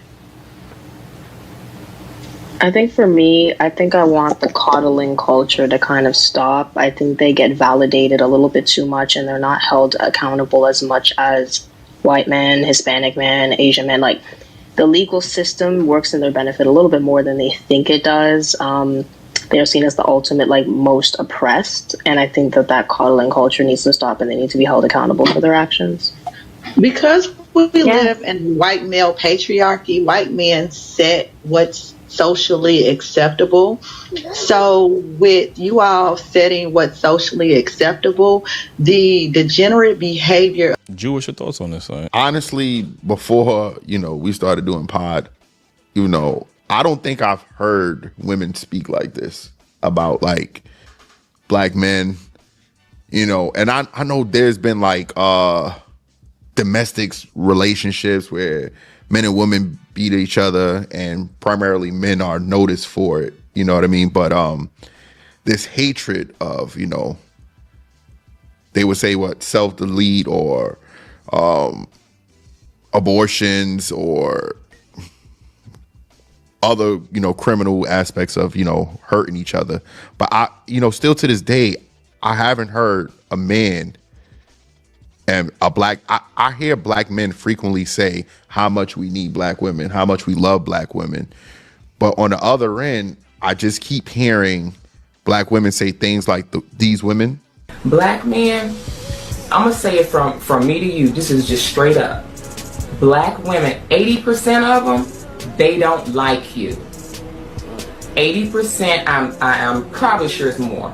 But at least 80% of black women in this day and age, it don't matter how old or young they are, they have a general dislike and hatred for you. That's your real climate, brother. See, I'm not telling you something that you ain't already felt. I'm telling you something that you know.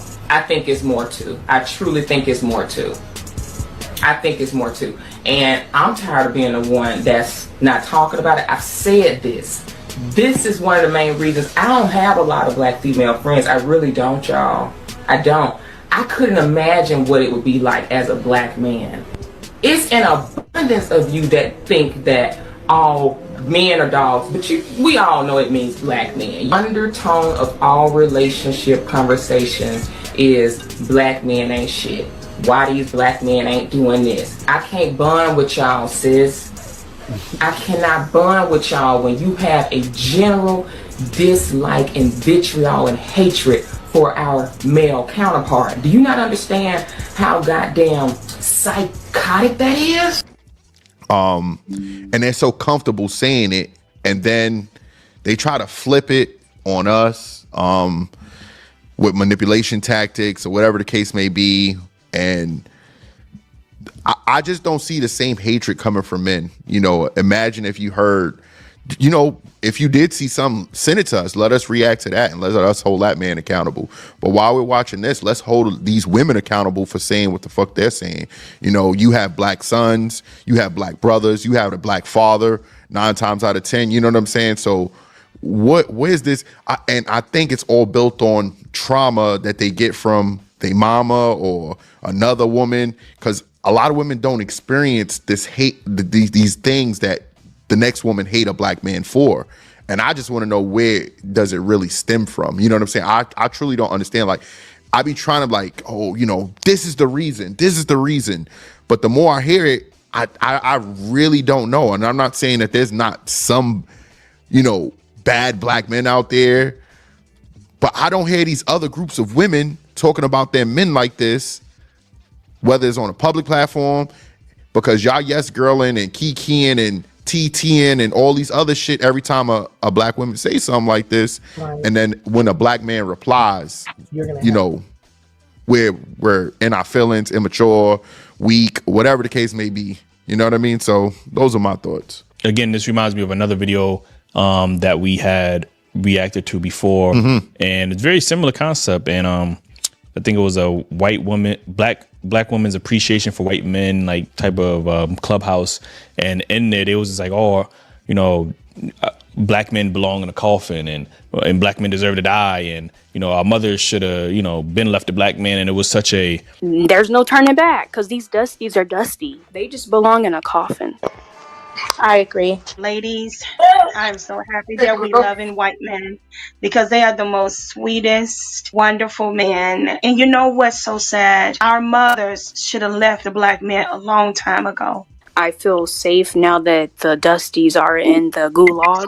When I look at the title, white men are better for black women. It's just so horrible just to hear it. And then you think about the Cynthia G's and her having live call-in shows with other black women calling in saying maybe we should abort black male fetuses.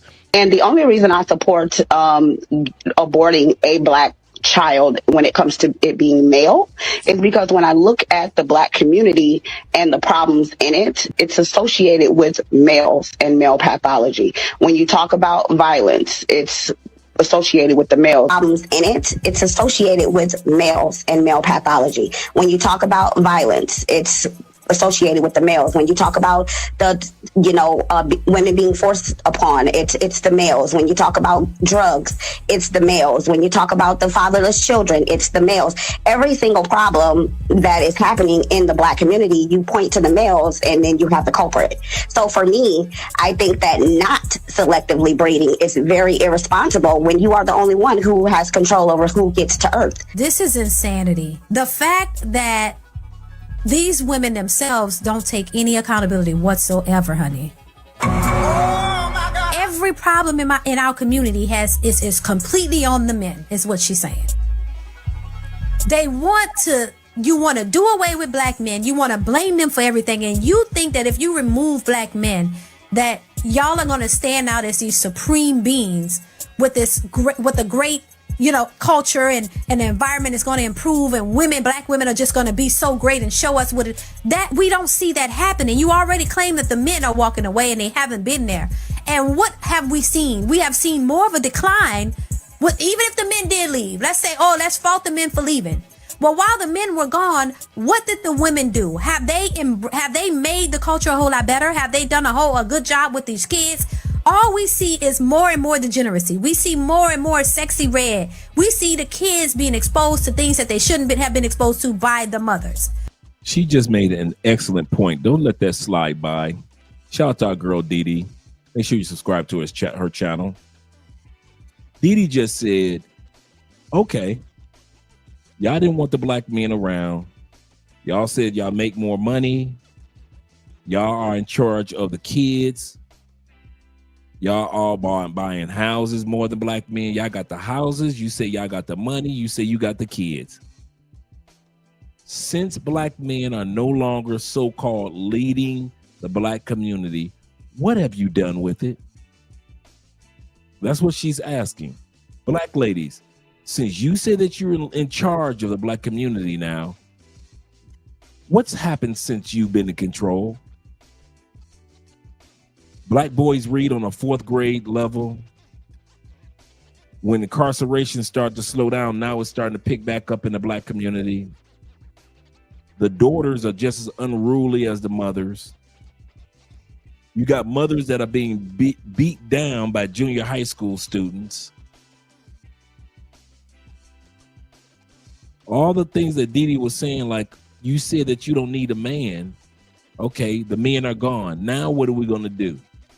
And it's as bad as ever. Like she said, the Sexy Reds, the Cardi B, the Megan Thee Stallion music has come out since the black male, so-called, is no longer leading the community. Didi is 100% correct. Let me bring that back just a little bit for you guys to hear that.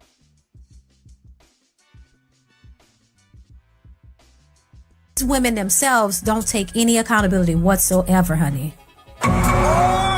Every problem in our community is completely on the men, is what she's saying. You want to do away with black men. You want to blame them for everything, and you think that if you remove black men, that y'all are going to stand out as these supreme beings with a great, culture and the environment is going to improve, and black women are just going to be so great and show us that we don't see that happening. You already claim that the men are walking away and they haven't been there. And what have we seen? We have seen more of a decline. Even if the men did leave, let's fault the men for leaving. Well, while the men were gone, what did the women do? Have they made the culture a whole lot better? Have they done a good job with these kids? All we see is more and more degeneracy. We see more and more Sexy Red. We see the kids being exposed to things that they shouldn't have been exposed to by the mothers. So you mean to tell me you have a group of black men who are degenerate, if the problem is all them, but then we're not blind to the fact that there are women in our culture. So for me, I think that not selectively breeding is very irresponsible when you are the only one who has control over who gets to Earth. Your womb, it carries the person to Earth. So if you're the only one with that power, regardless of whatever he wants. Like you said, I haven't heard on the opposite end black men saying anything as harmful or as hateful as the type of rhetoric I'm hearing from black women. Mm-hmm. And this could all just be the CIA, you know what I mean? Just manipulating with us and stuff like that. Because these are people hiding behind a profile. You thinking they bots? I don't put it past. You know what I mean? Like I don't put it past them. This could just be another, like you talk about COINTELPRO and stuff like that. This could just be another version of that. Like, trying to manufacture these gender wars to keep us separated. To keep us from coming together and then separate us even further. Like, you know what I mean? So I wouldn't be surprised if a lot of this stuff is fabricated. But still, when I do hear this stuff, I do want to bring awareness to it because these conversations are happening, whether it's organic or manufactured. And again, I'm not seeing that same, hatred. And again, if y'all find those clips, like Drew said, send it to us because a woman has sent me a video of a man being very critical of black women. And she was like, oh, see, black men hate. That's their version of we hate women is us being critical of them. You know what I mean? Their version of us hating us is them wanting to actively harm us. Like, you know what I'm saying? And I know, Jeff, we talked about even abortions. And, we was talking about from 1970 to present day, the amount of abortions that we had in the black community alone is, I was saying from 18 to 20, like 24 million. And you were saying it could be past, 30 million plus. And when you think about that number, that's literally a genocide of black children, fetuses being unborn. Like, you know what I mean? We're still in the Holocaust. A Jewish friend of mine said, go visit the Holocaust Museum. And my response was, let's visit our Holocaust Museum, Planned Parenthood. 6 million people died in the Holocaust. Over 20 million have died by the hands of abortion. And the media promotes the My Body, My Choice, which is actually still a promotion for Planned Parenthood. 50% of black deaths a year is actually abortion. It's not the cop with the knee. It's not black on black violence and gang violence. It's not heart attacks. It's actually abortion. The most dangerous place for a black person in America is in their mother's stomach. So I have decided to start highlighting how toxic black women can be. There's so many black women saying this over here on TikTok and on YouTube? Why aren't we shaming this behavior? Y'all get more upset over a woman wanting to be a feminine wife than you do over these black women saying to abort black baby boys. Listen, before he goes any further, shout out to our brother David Dice once again, one of our sponsors of the evening among all you men. He said, apologies. He said, but I know us men aren't supposed to speak with emotions. He said, but I feel comfortable speaking to this chat, brothers. Speak on, brother Dave. He said, when I hear this is what a mature response is to cause me to this cause. I'm disgusted with black women, Dre. I am too. Fortunately, we got a panel that we're going to look at in a couple days with Dee Dee and a bunch of other positive sisters that say we're not like those women. We don't support those women. We're nothing like those women. So black men have nothing to fear on our behalf. So we're going to be looking next week at a panel of sisters that are coming together to let you know, listen, those women are out there. Do not think it's a joke. But they aren't us. They aren't us. It was a great panel that Dee Dee, the one that was just speaking up a few moments ago, that she had on her channel last week. And they were saying the exact same thing that we men say. That they know that something must be going on with these women for them to put so much vitriol behind their behaviors and statements. And then you end it all just at the bottom of the day. And shout out to you once again, Dave, with my man IMF saying, listen, save yourself, black men. Whether you're going to stay in the States or not, you got to save yourself. The reason why I'm showing this, and I kid you not, and I mean this, the reason why I'm showing this particular episode is sad to see. But I want you guys to realize the era of easy vetting is over. The era of easy vetting is over. You cannot just simply assume that because she's hot, pretty, and she's fine in the States, that she has your best interest at heart. You can no longer assume because she's soft-spoken that she's soft. It used to be a time where you could just vet a female. It was so easy for us to vet and know women and understand women. You could vet them with your eyes closed. Those days are over. The ones that you don't thoroughly vet could easily have an impact on you and your generations to come.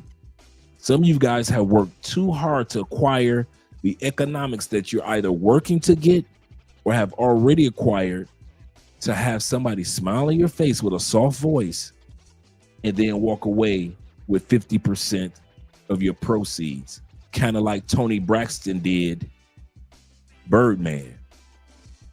Think about it. They dated off and on for 18 years, right? No kids involved. Married that man for 2 weeks. She was soft. Tony's always been soft-spoken. Married that man for 2 weeks. Walked away with $80 million. $80 million.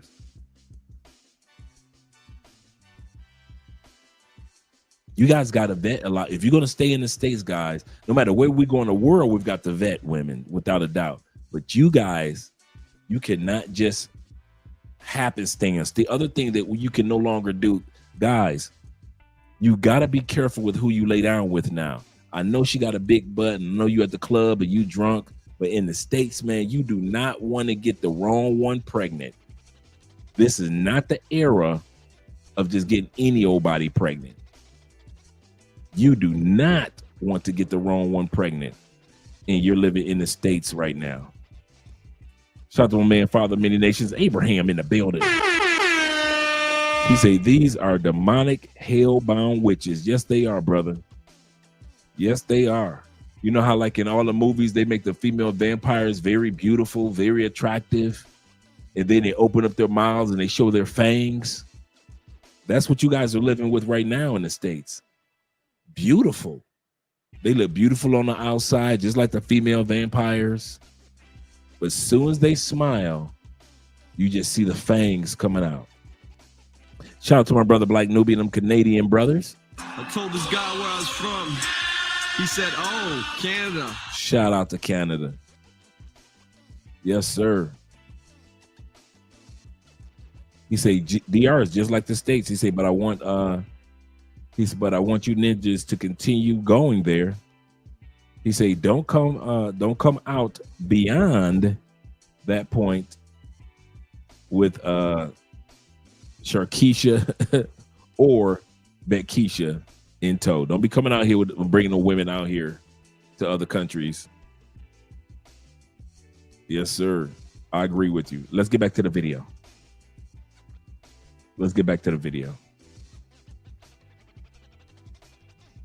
I could just go on a whole monologue about that, but it was very disheartening to hear this conversation. Jeff, what's your thoughts? When Tommy Sotomayor was on my show last week, he had made a comment that I think a lot of people in a couple channels got a little upset and angry with him about how many black women were being used as tools and were in right-hand mans of white supremacy. Mm-hmm. And between the bullet bag comments, the gender-based abortions if you're having a male child, this isn't going to make sense to people unless you look at it through the lens as this. There are white, liberal, extreme feminists that are anti-black and are racist, that are female supremacists, that our black women see as allies and vote just alike. So until we come to grips with that these women exist, they are not little, and sometimes the attitude and the disrespect and the vitriol and the hatred, there's a spectrum. You got it where it's just talking back. You got it too, they don't respect your authority, till you have these extreme cases and examples where they say, I can't wait for them to be the next George Floyd. We ain't protesting this time.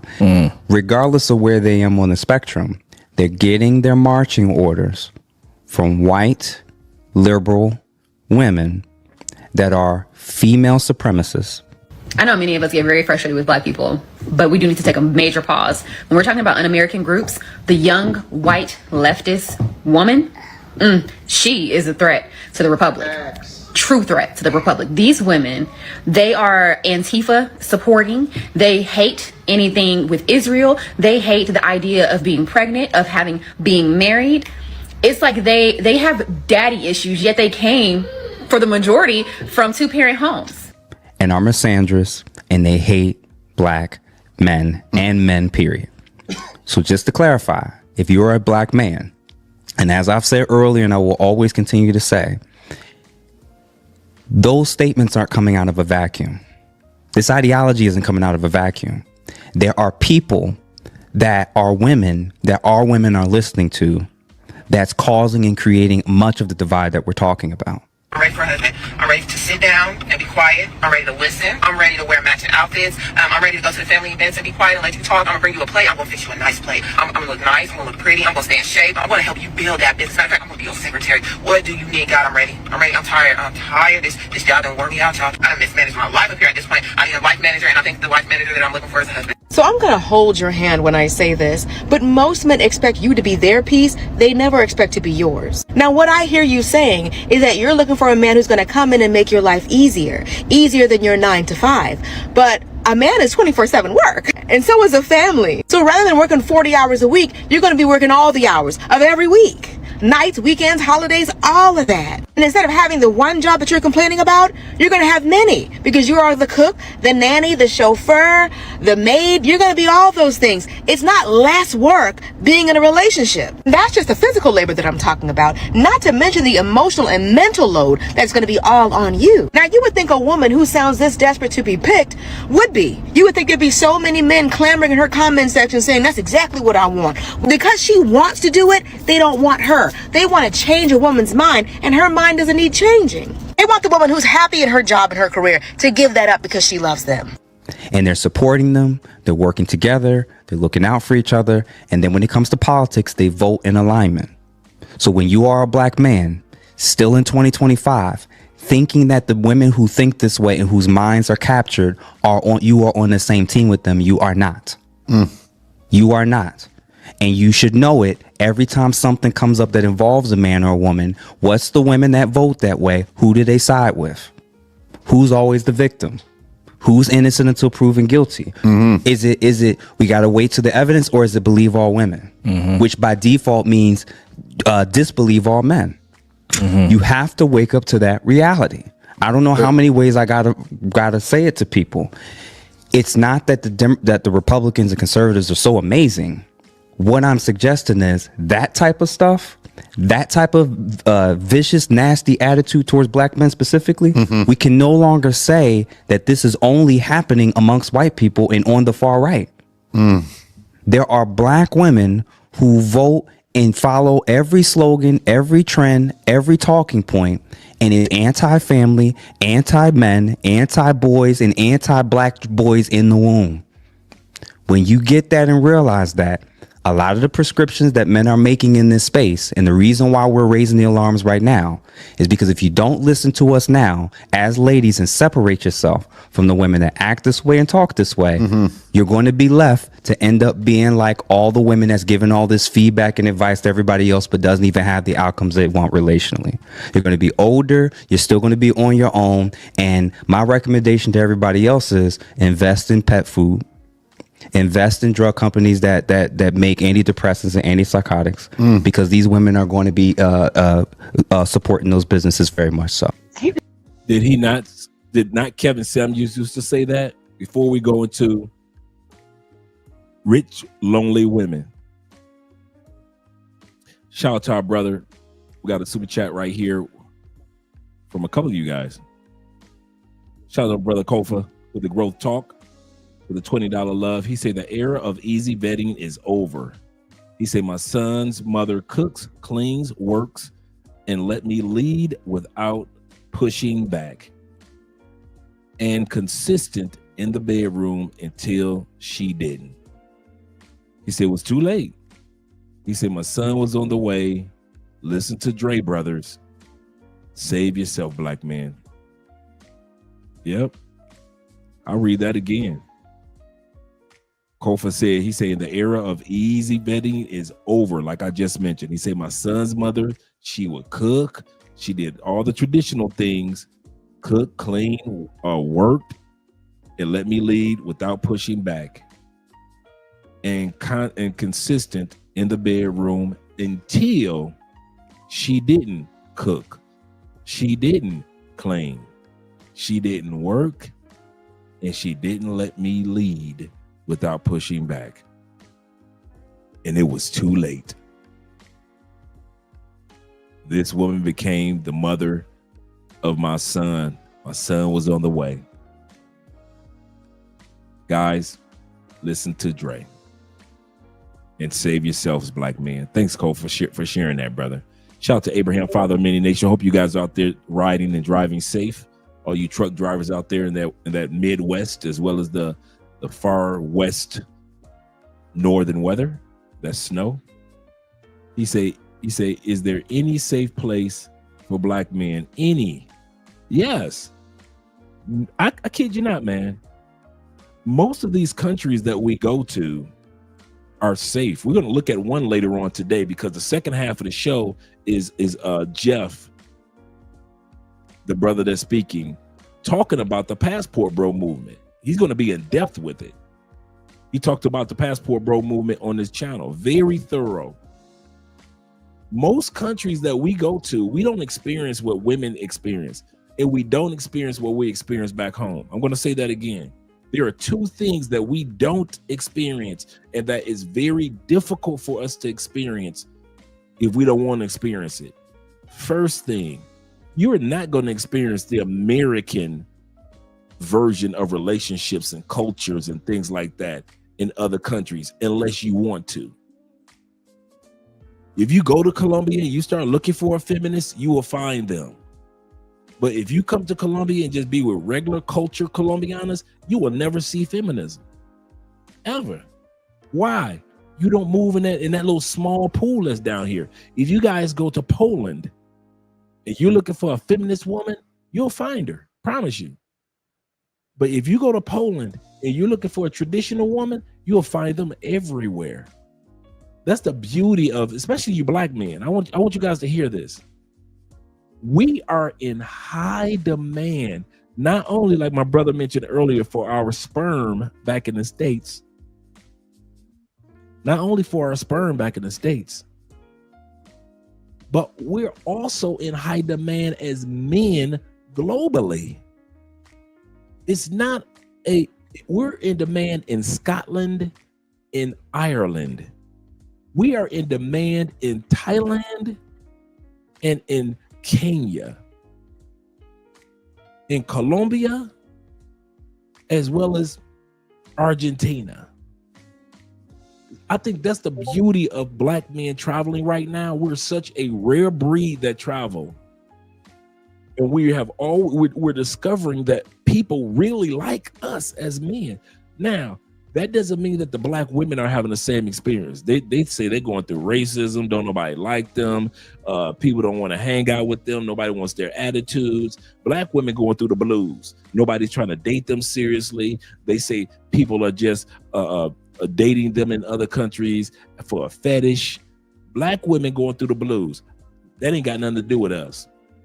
But when we get off the plane in Panama, Costa Rica, Peru, we are having a great time of opportunities to vet.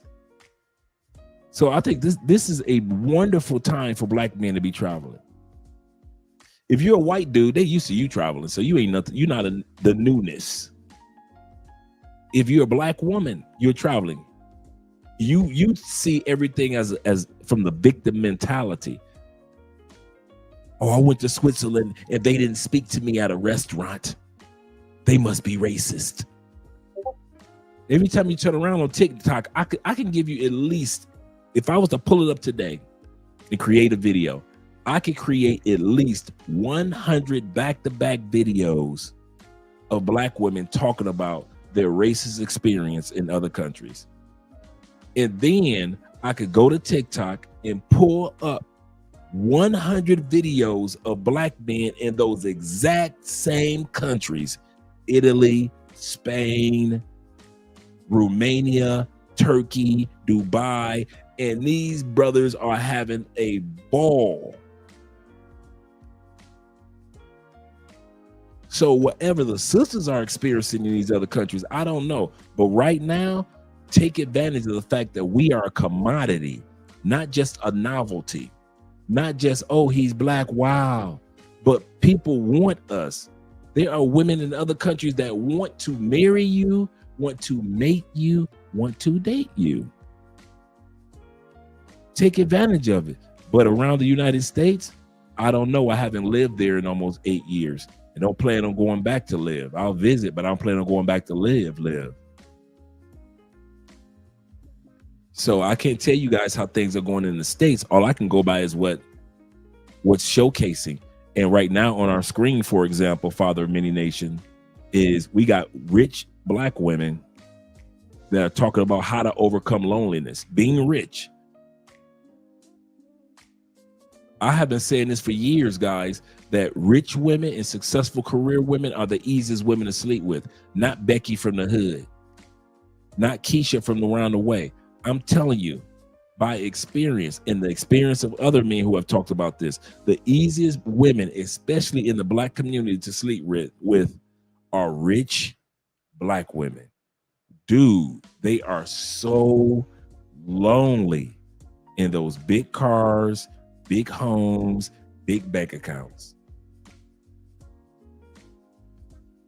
I wish I could put it any other way, but I can't. They're lonely, brothers. Shout out to you guys that are providing and or donating toward the Children's Cancer Foundation by way of PayPal and Cash App. Appreciate you, gentlemen. So let's listen to Sister talking about how lonely they are. Girl, are you feeling lonely? Because that's what we're talking about on today's live. Now, there are many reasons why you can feel lonely. You can feel lonely because maybe you don't have genuine friendships. You can feel lonely in your relationship because maybe you guys just haven't been pouring into each other lately.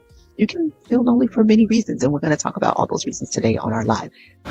No matter how rich I am, no matter how pretty I am, I'm always eating alone. It don't matter how much money I got. But at least I made 4K today. She said, doesn't matter how much money I got, I'm always eating alone. Oh, well, at least I made another 4K today. She said that so nonchalantly that she's like, been there, done that. The excitement no longer lures me. The excitement no longer lures me because I'm sitting here alone. She made 4K today, yet she has nobody to celebrate it with again. Like she said, she's always eating alone. She has nobody to celebrate that with. They sit back and try to say, because there's not enough men that make $4,000 a month. Bruh, I was smashing chicks like this, and I wasn't making 4,000. I mean, 4,000 a day, not 4,000 a month, but 4,000 a day. She has nobody to celebrate that 4,000 with. Enter dudes like how I was, the boy toys. We're the guys that they never took serious. We're the guys that would take them out to a movie, take them out to man, I've had so many women that had money. They would take me to the concerts. They would take me to the movies. They would take me out to dinner just to keep from being lonely. It had nothing to do with me. So don't think I'm talking about because I'm somebody special. No, these women would do these things with me to keep from being lonely. I've had some of the most gorgeous women give me a call and say, what are you doing Saturday? Nothing. I got front row tickets to so-and-so's concert. Ain't that the concert with DJ Khaled? Yeah. Oh, bet I'm in. What are you doing tomorrow, Dre? Nothing. I want to take you to the movies because I got a movie that's coming out, and I want to see that movie that's coming out. I want to go with you. Okay. I've had women, rich women, that were so lonely. They would drive. I've had one woman drove 2 hours. True story. 2 hours from her house, her big, beautiful home. I had been smashing her at her house. She had a big, beautiful home off the beach. How come she drove 2 hours, rung my doorbell? I was like, what are you doing here? Came in, got smashed, cleaned herself up, walked right back out, got in her car, and drove back home. Wasn't no conversation of let's talk and pillow talk. Wasn't no let's sit on the couch. We didn't make it to the couch. She looked at me and I knew what was popping. And we walked right to the bedroom, condoms up. Rich women are lonely women quite often, guys. Very often they're lonely. Kofa says this. He said, again, fellas, did I read that one?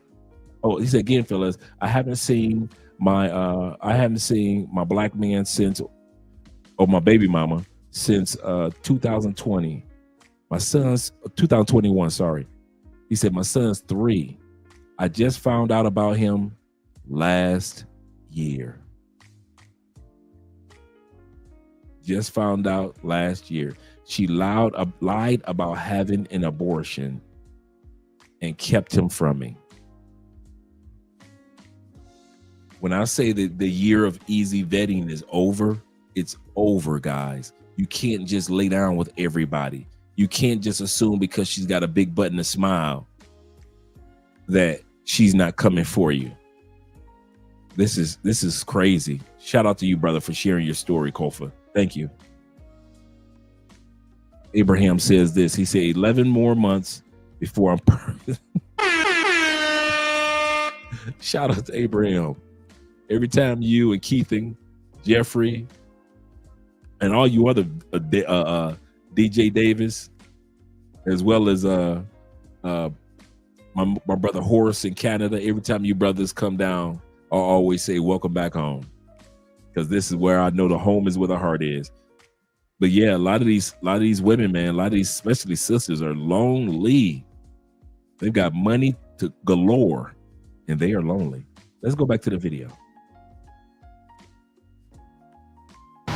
Like literally cannot express in words how badly I want a relationship, and I'm so embarrassed to say that out loud. I literally made a whole spam account because I'm so ashamed of wanting it so badly, and if I talk about it on my main account that everyone in my life knows, then they all know that I'm a fucking fraud. That's another thing I do want to touch on real quick. You know, there's this, every time I go online, women specifically want to talk about the male loneliness epidemic. Like, they're the only ones ever talking about this. And it brought me to an article about women's depression and, you know, how modern women today have higher levels of depression on antidepressant pills more than any other women in any previous generations. And I'm like, why isn't there more coverage about that? You know what I mean? They want to paint this false narrative that women are so happy and they're happy without men. But then you look at the statistics and you see that most women in modern society is depressed. Stress levels is high, on antidepressant pills. But they want to fixate on male loneliness epidemic. Men are lonely. Men are, like, they the only ones ever talking about. I don't hear no other men talking about they lonely. Like, it's the women trying to convince other men that they are lonely, and they want to keep having these conversations while avoiding the conversation about them being depressed. Like, what's your thoughts on that topic? Like, you know, well, Scott Galloway, he's doing a pretty decent job of trying to bring attention to the male loneliness epidemic, how boys and men are struggling in society.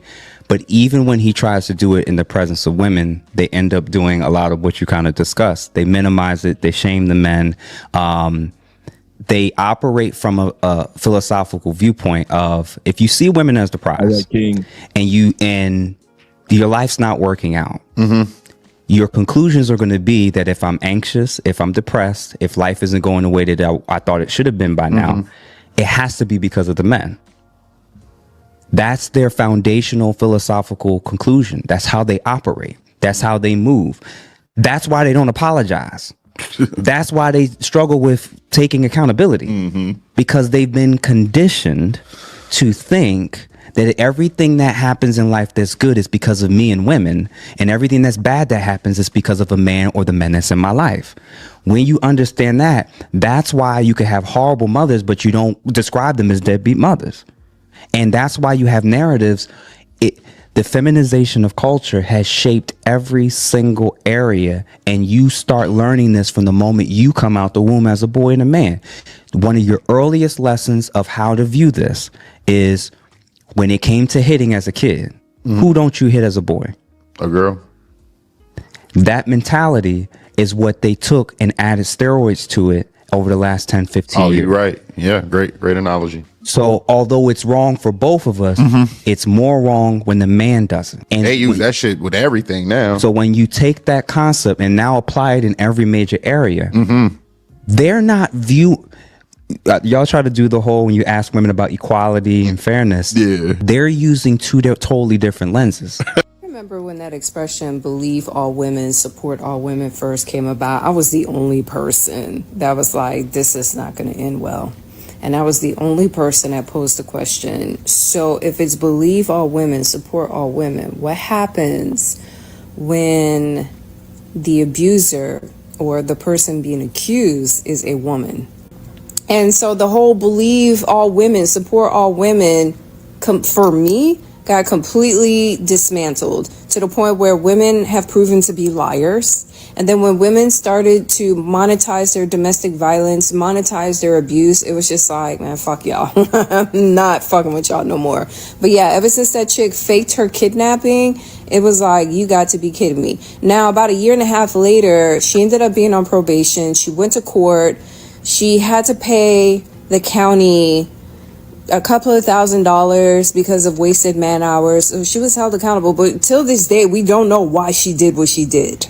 And this is why I started calling that shit out, because y'all can't sit there and be making content talking about, oh, I'm a victim and men are this and men are that. And then you see women doing just as trifling shit, if not worse. For sure. All right. So it's not that they're not, believe it or not, it's not that they tangibly see it as a contradiction. It's that I have a set of prescription reading glasses over here, and I have a set of dark shade sunglasses over here.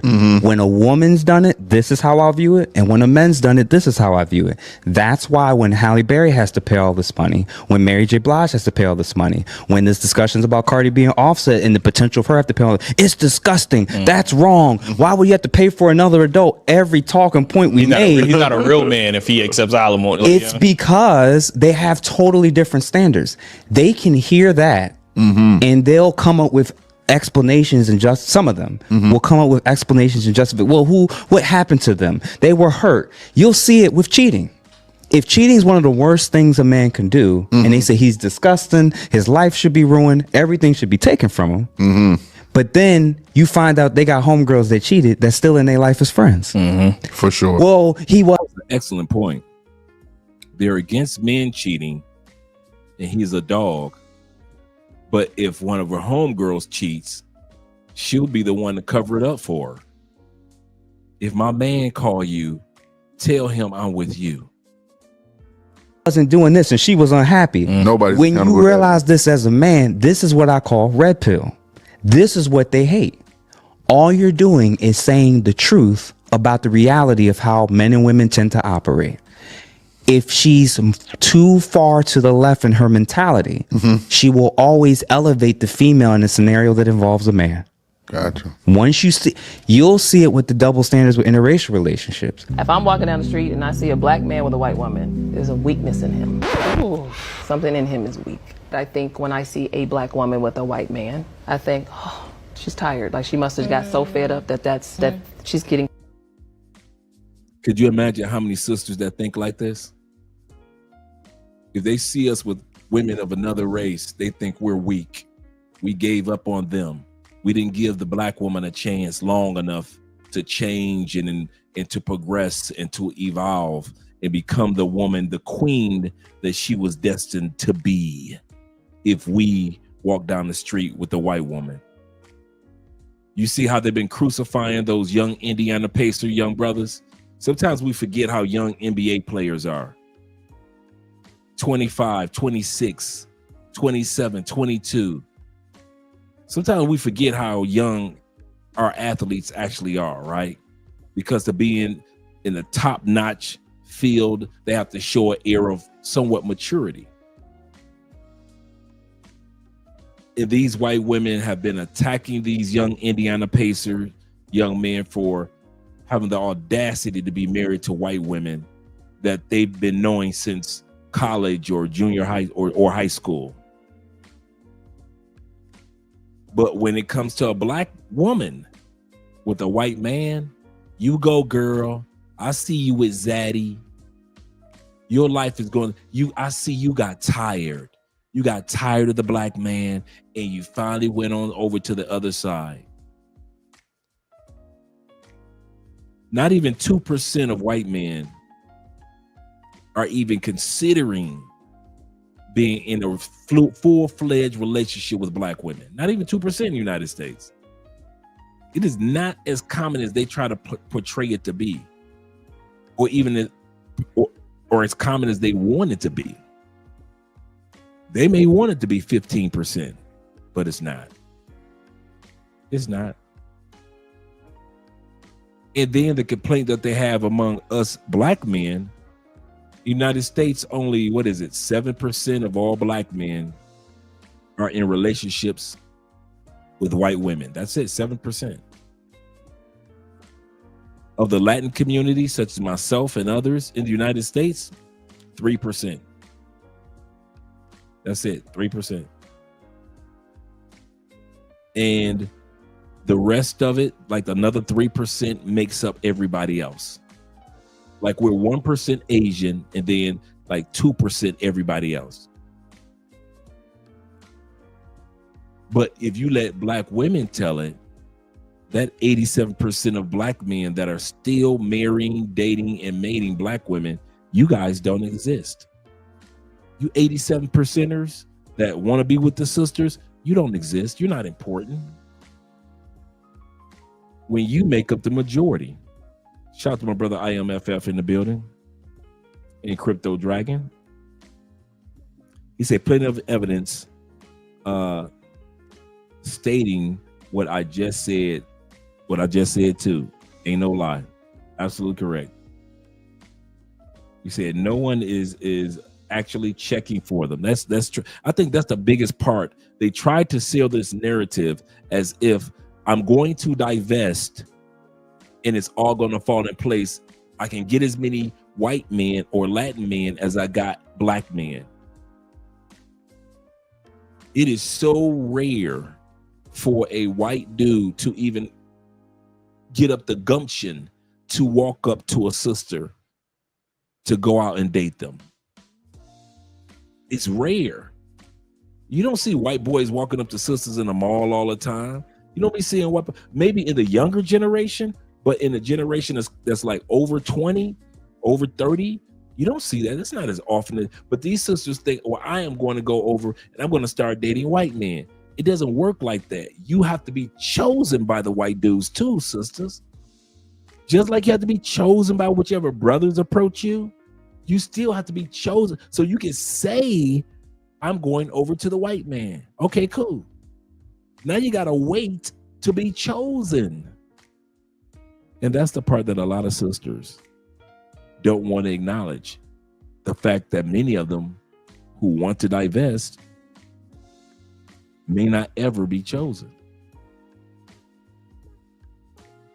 See, a white man been seeing, yes, sir, I like this. He said, white man be seeing what we see too.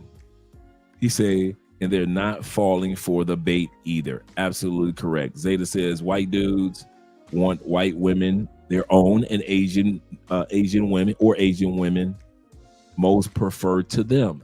Absolutely correct. Women try to say the small pool of black women and white men that I've had successful relationships, they try to make it seem like it's this grand group. It's not. It's not. Just statistically, it isn't. So go ahead, sisters, divest. You still have to wait on the man in most cases to make the first moves. Let's go back to the video. Let's bring that beat back real quick, what she was just saying.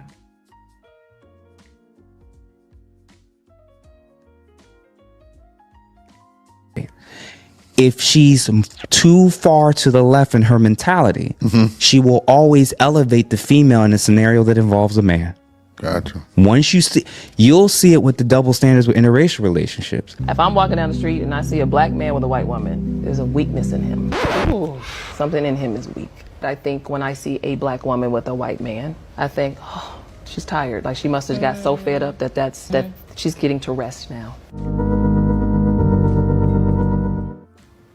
It is so funny.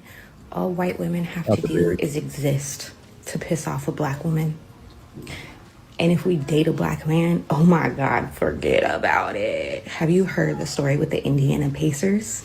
They're literally obsessed with us. Oh my God, why they stealing our men? Oh my God, why they dating white women? You'll see it with double standards with abuse. You mentioned abuse earlier. You don't know that it's actually more bi-directional and that it's often more initiated from women? I believe that. Yeah, for sure. Think of it this way. If you remove men from the equation and you measure gay relationships between two men and two women, and even compare it to Eli brings this up all who's the at the time, top? Women on women violence. They can get away with the narrative that we're the most abusive just because we're stronger. Yeah. Did you know that the Bible speaks more about an abusive wife than an abusive husband? We hear I did not know this. Continue. so much about the narcissistic, manipulative, controlling, abusive men towards women. And my heart goes out to all those girls that are in those relationships. But what about the woman that verbally rips apart her man on a daily basis? Disrespectful, nagging, criticizing, yelling. The Bible has a term for this. It's called a contentious wife. And she is more annoying than a constantly dripping, leaky faucet. It says a man would rather live on the corner of a rooftop than share a house with her. It's that bad. Listen, we've all been her at some point, but awareness is the first step, and you cannot let her take over your mouth and your relationship. You have the power to speak life over your man in a way that nobody else can. You have incredible influence over how peaceful your relationship is, if only you can tame your attitude, your tone, and your choice of words.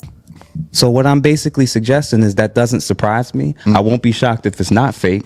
And we've seen too many other instances for us to even doubt if whether or not it is fake. The reality is there is a contingent of women that's growing, not just in the black community, but especially in the black community, that it's not about disliking black men or disliking some of their behaviors and the lack of accountability and structure and doing certain things the right way. It's that there's an actual hatred towards the men themselves. Black women do not care about black men, okay? Black women, unfortunately, sis, and I know y'all coming to beat me up, and I ain't talking about all us, but I'm talking about the majority. They don't even care about their children. They would rather abort their children than to give them life, okay? Black people, black men, right? You at some point, you're going to have to pick a side, right? Black men have to come back into the forefront, and you all have to take a lead if you all want to say. She made an excellent point. Shout out to Master Thriller in the building. He said, read the book of Ecclesiastics in the Apocryphes, the lost book of the Bible. It goes in on women even further. Thanks for sharing that, brother. In the book of the Apocryphes, which are the lost books of the Bible that were found. She said, men, and this is coming from a sister, y'all gonna have to make a choice.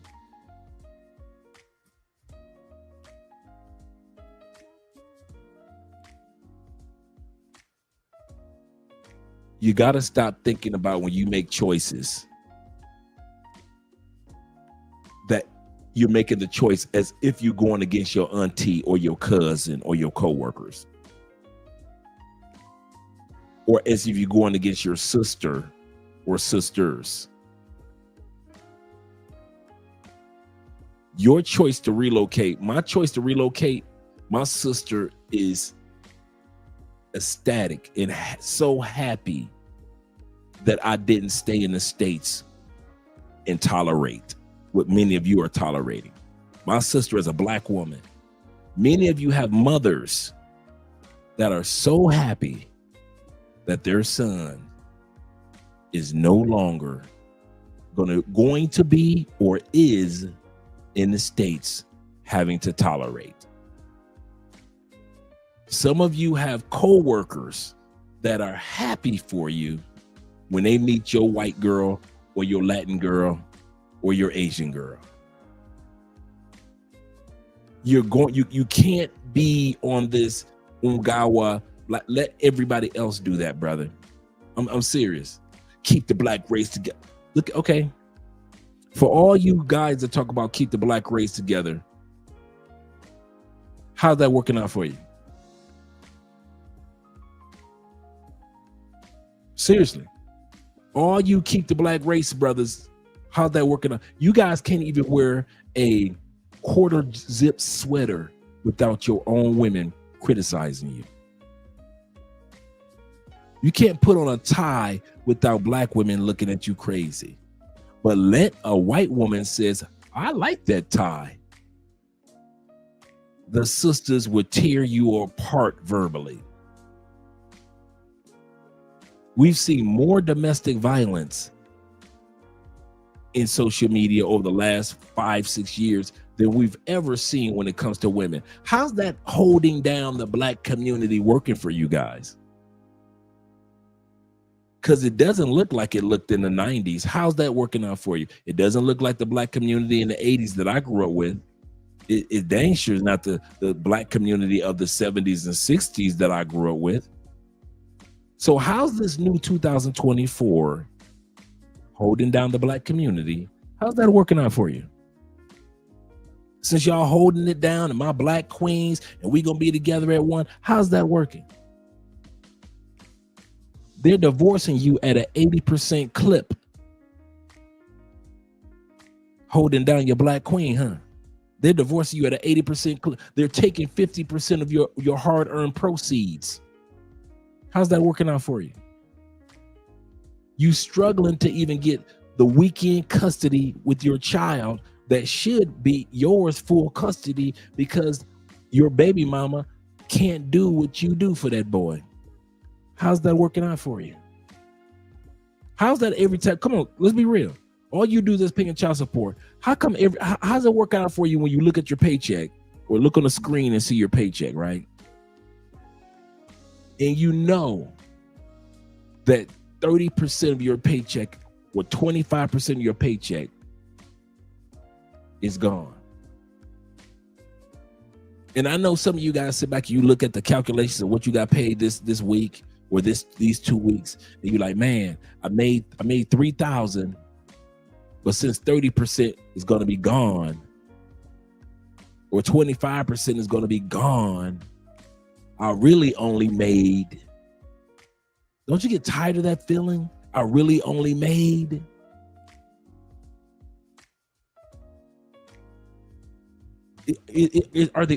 Since you love the black community so much, are the orgasms that you're having and getting these women pregnant and taking care of the child for another 18 years, is it worth it?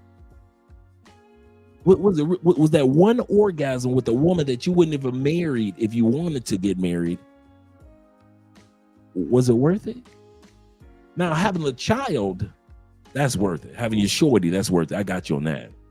But I'm talking about the headaches that come along with the baby mama. Was that one night of not putting on a condom worth all the headaches she's about to put you through for the next 18 years? Not the child putting you through headaches, the child's mother putting you through headaches. Is it worth it?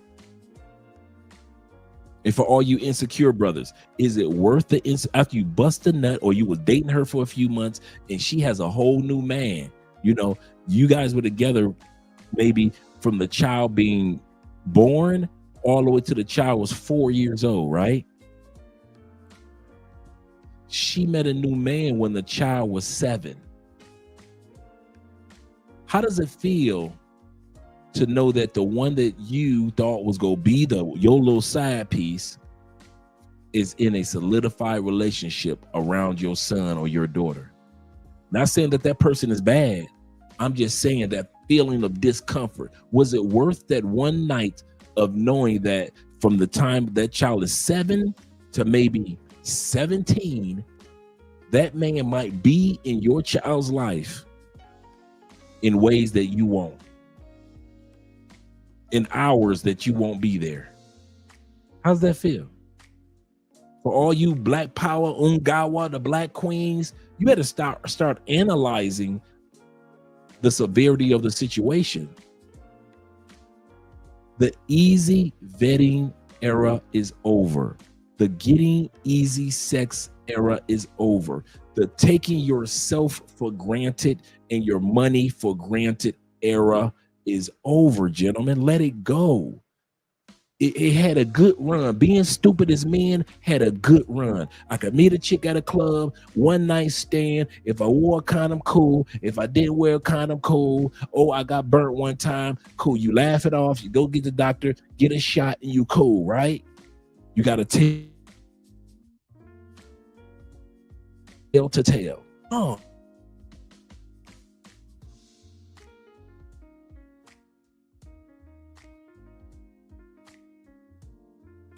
The 2000 era, I know I froze for a second. This 2000 era, guys, I kid you not, man, it is completely different. You guys can't move like we did in the 80s and 90s, in the early 2000s. Your era now is dangerous. And one of the dangers that you have to worry about is the fact that you are in the first generation. And I mean this, all you guys under 40, hear me out, I'm serious. You are the first generation of Black men in the 500-year history of Black men and women where there is a huge pool of Black women that have said, I don't like you. I want you deleted. I wish you were never born. I wish our mothers had gone to white men instead of staying with Black men. We are ultra feminists. We are ultra liberal. We are anti-Black family together. We'd rather be with another race than defend a Black man. Let the next George Floyd happen. We will not protest. You young guys under 40 are dating in this pool. I know you guys look at how we dated and we tell our stories of our time period of dating, and you think, yeah, it was so much fun. I wanted to do it like that. You can't do that now. You can't do what we did. You weren't born in that era. Sorry, you missed out. All you do is under 40. Sorry, you missed out. You missed out when sisters weren't big. We didn't have to worry about body shaming because sisters had bodies. We didn't have to worry about long eyelashes. Nobody was doing that in the early 2000s. Worry about everybody had a weave. Every once in a while you see somebody with a wig or maybe a white girl with some extensions, but that's it. But a sew-in weave, Lee press on the spider nails, that was not the norm in the black community. It's in your community now. That's your norm. You didn't have sisters talking about, this is my money, you can't get my money. Sisters weren't talking like that in the early 2000s, the 90s, the 70s, the 80s. Everything was about the family. I'm sorry, younger guys under 40. If you're trying to do what we did in our era, you're going to end up with multiple baby mamas and multiple disappointments. Those women no longer exist. They don't exist. And if you think that I'm kidding, go ahead and go out there and play with it then. Go ahead and play with the black community and these new sisters out there. If you think that I don't know what I'm talking about, these cameras and lights go out. Go on, keep on heading out there playing in the face of them sisters. This is a whole different breed of sisters. They got attitudes and they got bank accounts. And they know how to connive to make your life a living hell. How many times have we seen brothers come home, hit the lock of the door or the house that they own? Lock has been changed since he went to work this morning. Police show up. This is very common. Police show up. They tell you a restraining order has been filed on you and it starts today. You just went to work this morning. You wonder what the hell going on. She filed a restraining order to use it as a tool during the divorce. What divorce? The divorce that she filed on you. While you're going back and forth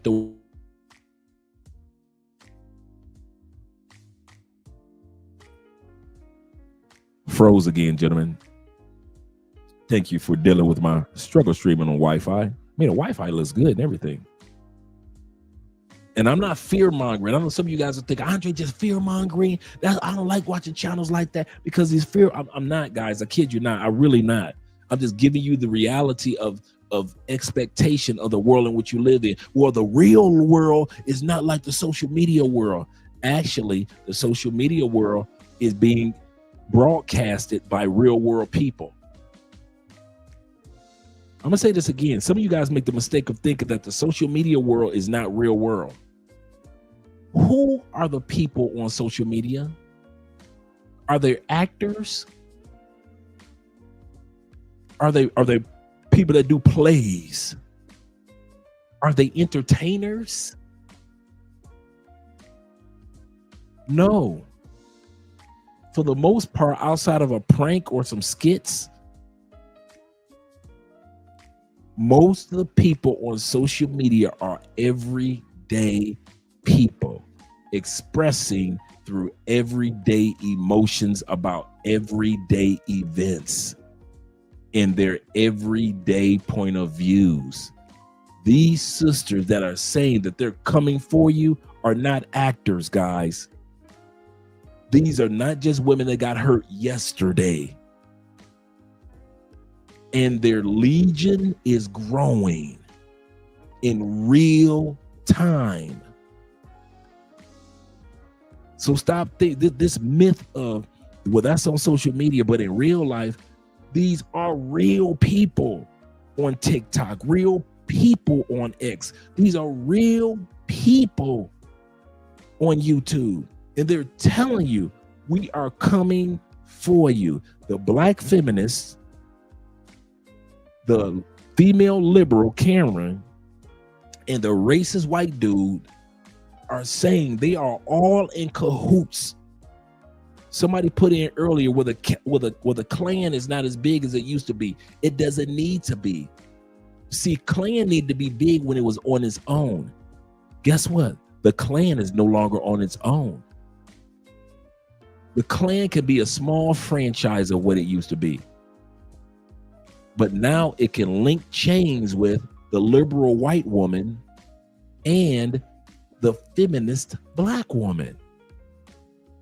It doesn't need to be that big to tear your life up, black man. If they can do it from within now with the black woman as the spook in, is the spook in the room. The shadow under the stairs. Again, this is not the majority of black women. Majority of black women are good women in the United States, Canada, UK, and beyond. But we have to acknowledge that there are so many, this legion of women that are coming against you are so many now, you don't know who is who. You just sexing this woman and you don't know her political affiliation. And at one point in time, it wasn't important. Now you can't just sex a woman and not know what her political affiliation is or what her mindset is all about. You will have a baby by a woman that doesn't want to.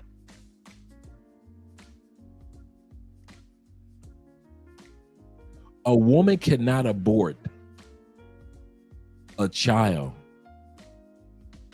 without getting pregnant by one of us first, right? She had to get pregnant by somebody, right? But there are women that will abort your child. Now, mind you, I'm not taking you off the hook. I know a lot of y'all give her the money and drive her down to the abortion clinics. I know a lot of y'all give them the plan B in the morning instead of wearing the condom that night. So I'm not taking a hook. I'm not taking my foot off of, not hook, but taking my foot off the neck of men who are irresponsible. The average abortion cost in the United States is $550. There hasn't been over almost 25 million abortions in the United States by black people, over 1,000 abortions per day by black people. And it's just women. I know some of you dudes have given up the proceeds instead of being responsible with going to get some condoms or not even sleeping with that trashy chick. We gotta be more responsible, guys. We really do. Yeah. If you're gonna screw around, man, like go on monk mode. Wear a condom while you're in the States. And then if you're gonna have a kid in the country where you're gonna be. If you're a passport bro, seriously, or if you plan on being an expat, there is no reason in the world you should be having brand new kids with that new car smell. I mean, brand new kid in 2026 if you plan on moving in 2028. Why would you leave and you know you got a 2-year-old? So if I'm gonna go raw, and I'm serious, if that's my tactic to have a kid, I'm gonna get somebody pregnant in the country where I'm gonna live, where I can see my little man grow up. I'm not gonna get a woman pregnant in 2026. She has my baby by 2027, and I want to leave by January 2028. Now I can't see my little man grow up, or I can't relocate to another country because I want to watch my little man grow up. We can't have it all, gentlemen. We can't have it all. Let's go back to the video where the sister was saying, and the reason why I started this little rant is because the sister was right. Men, you're going to have to decide. And she was talking to black men. Let me bring that part back where she was just talking. things the right way. It's that there's an actual hatred towards the men themselves. Black women do not care about black men, okay? Black women, unfortunately, sis, and I know y'all coming to beat me up, and I ain't talking about all us, but I'm talking about the majority. They don't even care about their children. They would rather abort their children than to give them life, okay? Black people, black men, right? You at some point, you're going to have to pick a side. At some point, you're going to have to pick a side. At some point, you gonna have to pick a side, right? Black men have to come back into the forefront, and you all have to take a lead if you all want to save black life, right? Because a black woman, she can go anywhere, right, to get what she feel like she needs, right? Who's gonna be there for you? Who's gonna save you? I hope y'all not waiting on us, because I damn sure can't do it by myself. Black men are some of the most undervalued, disrespected men of our time. Not only do they have to deal with racial profiling, they have to live and work in a system that was created for them to fail. They're constantly being demasculated by their size or how much money they make, and it's done to them by the women of their own culture. And my warning to men is it gets like this and gets this bad because when you simp, when you don't check behavior, when you give rings to women that don't deserve it, when you tolerate behaviors that you shouldn't, this is the final form. It isn't going to lead towards the outcome that you think because you keep rewarding bad behavior. You keep rewarding evil, and it's going to turn back against you in the end. If you keep aligning with them, if you keep sleeping with them, if you keep voting like them, this is why our community has gotten to the way that it's gotten. When are y'all going to wake the fuck up as men? If you are a black man still following in being led by women that think like this, which white feminists that talk like this and act like this, who do you think they align with? Black women that vote this way. Wake up. Wake the fuck up. I'm not saying that this is all women. I am saying the ideology that could even think like this is probably coming from the same group that thinks I don't need a man. I don't respect men. He got to earn my femininity. Why do I have to bring anything or why he got to expect anything from me? Bring something to the table for what? That's where this shit starts, where you've already dehumanized you and now you're just a work mule. And then when it still doesn't work out, this is the end of where they get to. She doesn't appreciate you, sir. She's got you babysitting her kids while she's going out all night. She's wondering why you can't be more of a father to the children she created with other men. She wants to know why she can't get more of your money when she's got a couple of child support checks coming in. You see what I'm telling you? See it. Well, ain't nothing free, Your Honor. She's not finna just be with me just because, you know. Mr. Nevins. Let's bring that back. I want this to sink in. You got this young brother. Looks like he's under 30. Got his tie. He's in court. She's got a couple of kids by other men. She's getting a couple of child support checks. But what does she do with the money? She goes out and she parties and has this man stay home and watching her kids by other men and still ask him to pay all the bills at her house. So let's bring that back. I want you guys to really sink in because a lot of brothers keep making these mistakes. And now you're just a work mule. And then when it still doesn't work out, this is the end of where they get to. She doesn't appreciate you, sir. She's got you babysitting her kids while she's going out all night. She's wondering why you can't be more of a father to the children she created with other men. She wants to know why she can't get more of your money when she's got a couple of child support checks coming in. You see what I'm telling you? See it. Well, ain't nothing free, Your Honor. She's not finna just be with me just because, you know. Mr. Nevins, do you understand what I'm telling you? I'm not talking to her because I don't think she could hear me. I'm talking to somebody who I think can hear me. Can you hear me? Am I saying anything that your family's ever told you? Yeah, they tell me that every time I see them. I don't know them, they don't know me, but we're both telling you the same thing. What does that tell you? Keep your family out your business. Keep your family out your business. He couldn't even answer the question himself. Man, boy. And that's the new community of black men. A lot of us brothers don't have the courage to even speak up anymore. Shout out to Evan once again as our sponsor of the evening. He said the community will never recover in the States. He said, I don't care. He said, by 2030, my goal is to move to Brazil permanently. Brazilian women are numero uno, number one. He said Brazil is the best country in every way. He said, I already picked a side, passport tiger, and that's what his side is. He decided to not waste his time trying to do things in the States, impregnating women in the States, getting in arguments with women in the States. My brother Evan said, I'm done with all that. He said, listen, I'm not leaving until 2030. That's another 4 years from now.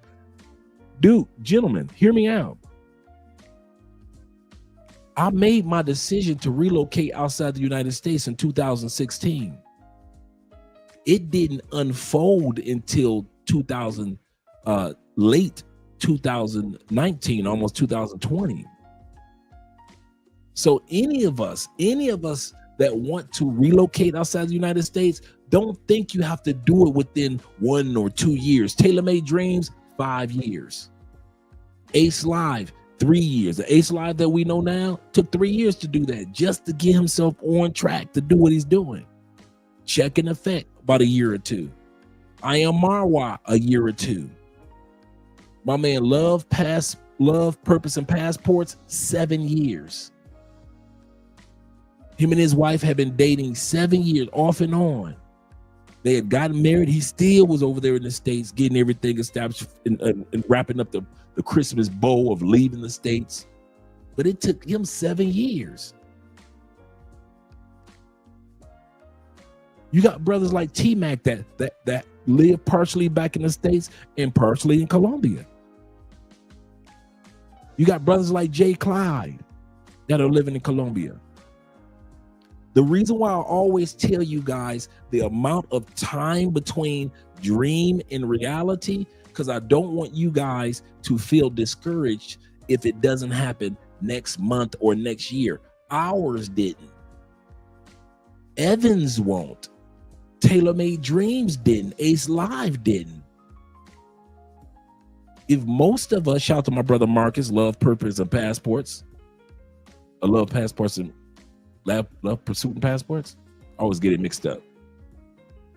If we understand the fact that it may take a couple years to permanently bring your dream of relocation to fruition, I promise you doing it just right. Just like Brother Abraham. He's driving trucks. Brother Keith is driving trucks. But their goal is to move back down here. They're always down here in Cali, Colombia. My Uncle Jeffrey, his dream started right around 2019. It'll be coming to fruition in the next year or two. Always feel comfortable with the fact that if it doesn't happen immediately, you're right on time. I'll say that again. If it doesn't happen for you immediately, you're right on time. I just want to let you guys be encouraged with that. Like my brother said, he said, my goal, he didn't say the only time I'm going to Brazil is in 2030. He'll take trips back and forth between that time periods. So will you. You'll take your trips back and forth between the final day in which you are permanently living in that country. But don't feel discouraged if you don't permanently live in that country by next spring. It doesn't work like that for many of us. Shout out to you, Brother Evan. Let's continue on with the video. If we can't have you, if you're not marrying us, if you're not sticking around, if you have a kid, if you're dating out, well, now we're just going to talk to white male supremacists to see if they can do the job we can. That's what's really happening. So while everybody else is claiming that I hate women, no, I'm trying to wake women up black women up especially, and say, y'all better differentiate yourselves. Y'all better distinguish yourselves real quick, because the men that have options are not going to put their hand in a bucket of snakes and try to find out which one is poisonous. Yeah, for real. These women are everywhere. They're the ones that's pushing certain things. They're pushing certain agendas, and they're the ones that's divisive, and they're the ones that will prefer that men never become in the leadership role again, politically, socially, or familially. They are anti-men and anti-male leadership. If you don't see it, if you don't wake up, if you don't get it, that's why we are in the situation we're in. So y'all better listen to the people that you actually don't like what they have to say. Then keep listening to all the podcasts and all the platforms that's telling you what you want to hear, because they're just telling you sweet lies and it's not changing your actual fucking life. I've had 13-year-olds listening to my channel since 7 years ago. So these are young men who have grown into manhood, and there are young men that still listen now. Don't know how it happened, didn't anticipate it, but these young men are paying attention. So this is the part where Cousin Jeff interviews our brother regarding the passport bros. So we saw what the sisters are going to be doing back in the States, but this is the section with our brother Jeff, when he talks and goes in depth about what these two gentlemen have been noticing about the passport bro movement, whether it be us old heads or whether the young people of the future, and how they're going to see interracial relationships nationally as well as internationally. they're able to get the direct impact from older men that many of us in my generation weren't able to get if you didn't have an older man right there in the house with you. So they're getting that. But the thing I'm noticing in terms of how they're viewing relationships, how they're viewing women, they're actually experiencing something that I've been hearing from 13-year-olds all the way to 65-year-old men. When they encounter women that do not have a fundamental disdain for their existence, women that do not have a particular misandry targeted at them, when they're coming into contact with other communities, let alone internationally speaking, because the reality that nobody wants to say out loud is that Black men are sought after the world round. But Black men in particular in the West are sought after. White men and Black men, yep. It's a very different reality. Black men and women have a different reality in terms of how we experience the international experience in general. Other groups of men, yeah, they'll have sex with women, but marrying them, having kids, it's a whole different dynamic. But for men, it's not the experience. Women around the world do seek out Black men. And so as Black men, and this is where the 13 and 65-year-old come in, report to me about being treated well.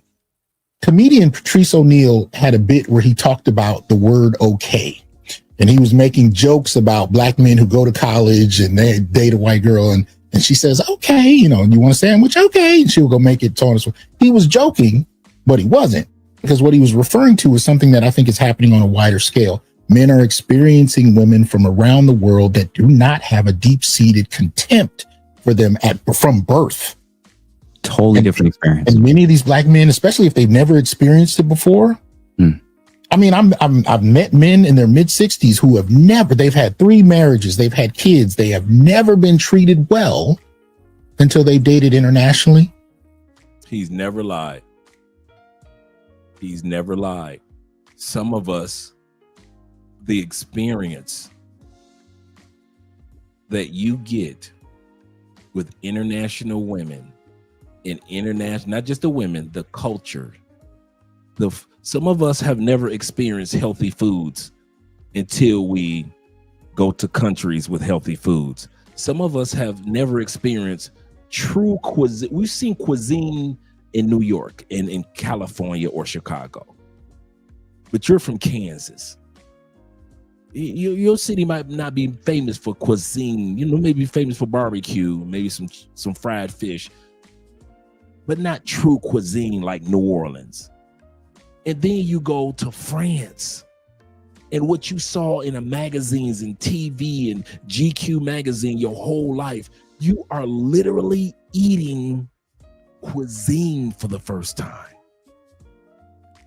You're going to Peru like Brother Zay or Brazil and having some of the best steak because of the soil and the grass that feeds the cattle is some of the best soil that feed cattle in the world. So now you're getting the Brazilian steaks or the Peruvian steaks or the foods that hit Ecuador. Even some of the Argentina restaurants are coming from cattle from Argentina, Uruguay, and Paraguay. Some of the best grazing soil and grass in the world.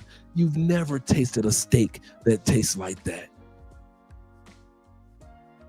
And you're 63, 52, 41, 29.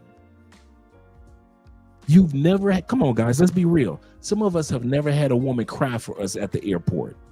I ain't never experienced that until I started traveling international. I ain't never had somebody give me a hug as if I was going off to war. I'm just going back home for a couple weeks. I'll be back.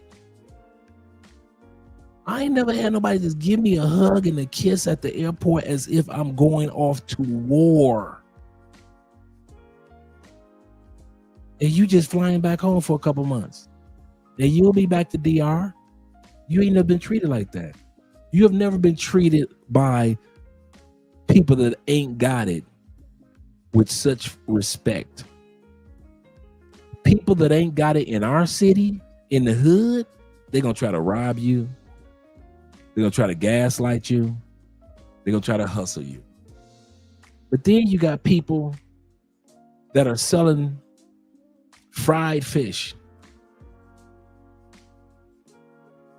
And they sit there and fry that fish for you, or fry that giant shrimp for you, lobster for you, and tell you a story of their whole community. And they ain't got a pot to piss in. The level of respect that you get from communities. Some of you guys, when it comes to your high blood pressure medication, you know that pill or those pills are expensive as could be, even after deductible in the States. But then you start getting a gym membership, you're eating good at the same time you're taking your high blood pressure pills in another country, and all of a sudden they're like, well, maybe we should give you a little less or lower the dosage. You don't need that much anymore. But you've been taking your high blood pressure pills for what, 10 years in the States? And all of a sudden you go to another country. Some of you guys come here and you got allergies galore in the springtime and in the wintertime. And then you come to another country with grass just like any other place, and your allergies have not been impacted one time. You have not had the sneezing like you were doing back in the States with that allergy. So he's 100% correct. It's amazing some of the things that you experience, other than just the women, when you are outside the United States. My man Chris said, he said, I've been to 2 wars. He said, I didn't have it going on or 2 or coming from. Nobody showed him love when he went. Nobody showed love when he came back. You go to the airports in some of these countries, man, they got, like right now, they've got banners, balloons, welcome home. My brother, 0 milligram, was always on the show. When I went to go pick him up from the airport a couple weeks ago, he was so excited. Not only to finally move down here to Cali, he got his visa and everything taken care of while he was in the States. Andrea just helped him get his identification, so he got his cedula, right? Which is the Colombian ID.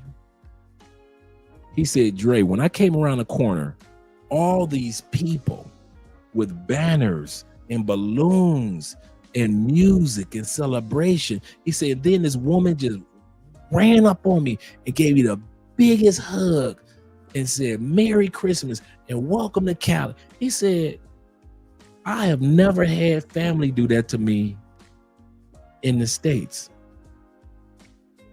He said, a total stranger in another country ran up to me and said, welcome home, as if she knew I had my visa as if she knew I was not going back to the States anytime too soon.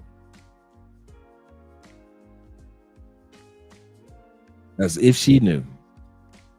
So let's go back and listen to what this brother has to say, because he's correct. A lot of us are experiencing a lot of these things in other countries for the first time. Scale. Men are experiencing women from around the world that do not have a deep-seated contempt for them from birth. Totally different experience. And many of these black men, especially if they've never experienced it before. I mean, I've met men in their mid-60s who they've had 3 marriages, they've had kids, they have never been treated well until they've dated internationally or interculturally or interracially, and they're being treated in terms of who they are and not simply as this negative black male stereotype. How about you help me find a husband? It ain't the oldest, it ain't the youngest, it's the treatment. It's not the oldest, Amber. It's not the good looking one, Amber. It's not the one got money, Amber. It's the one honest. And not too many of them honest nowadays. Oh yes, you can. Yes you can. There's some good men out there. But what it is now, it's the women. It ain't the men no more. The women's going bad. The women's going bad. It ain't the men's now. It's the women done gone bad. You gonna flip the script on us? Yeah, it's the women done gone. You a woman yourself. I'm a woman myself, but I don't do half the things I see these women do now. They don't care no more. So that's when the men don't respect them. That's why. Let me tell you something, Amber. You got to give a man respect. You know what I'm saying? You got to give your husband respect to get respect. Cause as long as you respect him, ain't too much he gonna do wrong. And they are falling in love with being treated humanely. And the reality is, it doesn't actually take much, man. I've had brothers call me like, this woman cooked me dinner. I had a brother sit down to me. He lives real close to me. He told me he had his first date with a wife he's been married to now for 15 years. His first date with her, he was living with his parents, didn't have a car, didn't have a job. She was willing to go on a date with him. The date was Netflix and chill. She brought over a full home cooked meal and I think it was like a pineapple cake to a man that and he told me was dismissed by black women on a routine basis simply because of what he didn't have. Yeah. This is not, I think she's Latina, but the point is she saw value in him that nobody else saw. 15 years later, they're married with kids, doing well. 15 years later, they're married with kids, doing well. Point is, if these men are experiencing things differently, if there's not a willingness to deal with these men as human beings on the merit of who they are, others will and are. Yeah. It's changing the dynamic entirely. Yeah. And this is the thing that I've been trying out, like the building's on fire. I am screaming to black women and saying, Obsidian just said this last week. In the next 20 years, the concept of the black community in America is going to be nothing as a concept, as a distinct people group.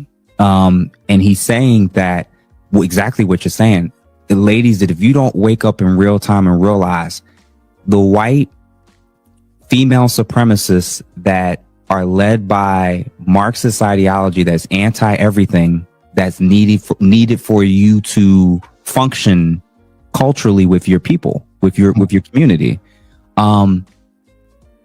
They functionally move and act like white supremacists, and those are your allies. And if you keep aligning yourself with them and using their talking points and having this adversarial relationship with all black men that don't just agree with you on every single talking point, men aren't.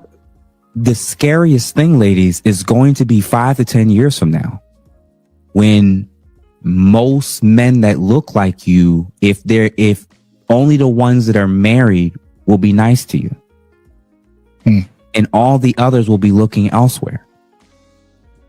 I had to unlearn "is the strong black woman" title, and I've had to take the S off of my chest and replace it with safe, seen, and soft. this whole moving through life, I've never heard strong white woman, strong Asian woman, strong South Asian woman, strong Spanish woman. Never in life. Just Strong black woman. And so therefore, a lot of us are moving through life have to be strong. Okay. And women are saying that as black women, they had to be or they have to be. I don't buy that narrative. If I lived in the States, and I'm going to say this, if I lived in the States, I would have fallen for that narrative. Well, my mama had to be strong because of, my aunties, they had to be strong because of, well, you know, my grandmama had to be strong because of, right? And if I was still in the States and I had not traveled, I would have fell for that narrative. Because as I travel and we go to countries that do have, in some cases, a lot of single moms, some of the countries we go to, the DRs, the Colombias, in some cases, the Brazil, some of the areas, we go to countries that have single mothers. Do these single mothers have an attitude? Do these single mothers say, I have to be strong? They just look at raising family as part of the dynamic of being a woman, don't they? I have yet to see Brazilian or Colombian or Peruvian women just, I need to be strong. I'm independent. I don't need no man. I haven't seen that. They still fit, aren't they? You see these baby mamas, they be fine as can be, still fit, right? But back in the States, they said they got to get rid of the baby weight. Wait a minute now. Come on, fellas. Let's be real. Back home in the States, they tell y'all, well, I got to get rid of this baby weight. That baby is 19, but she still got the baby weight. But then when you go to Brazil, you meet somebody that got 2 kids, you be like, with that body? With that face, she don't look like she all stressed out in the face, does she? In Brazil. What about the Colombian mamas? Still body, still tight. You like, that's somebody's mama? So if they're not mentally stressing and they're not physically stressing in other countries, the excuse of I had to be strong and I couldn't lose this baby weight, how come that only applies to the States or Canada or UK? How come a woman can sit back and be overweight and obese, not even try to lose the weight because we had to be strong? Like I said, if I was still in the States, I would have fell for that hook, line, and sinker. It sounds noble. My grandmother was noble. My mama was noble. No, because when I see the mothers in other countries that went through the same stressors that my mother and grandmother and all the other single mothers that may have went through, even though my grandmothers weren't single mothers, but went through, I could easily say that the dynamic is completely different in other countries. The women are more fit, or the mothers are more fit, more feminine, more friendly than back home in the States.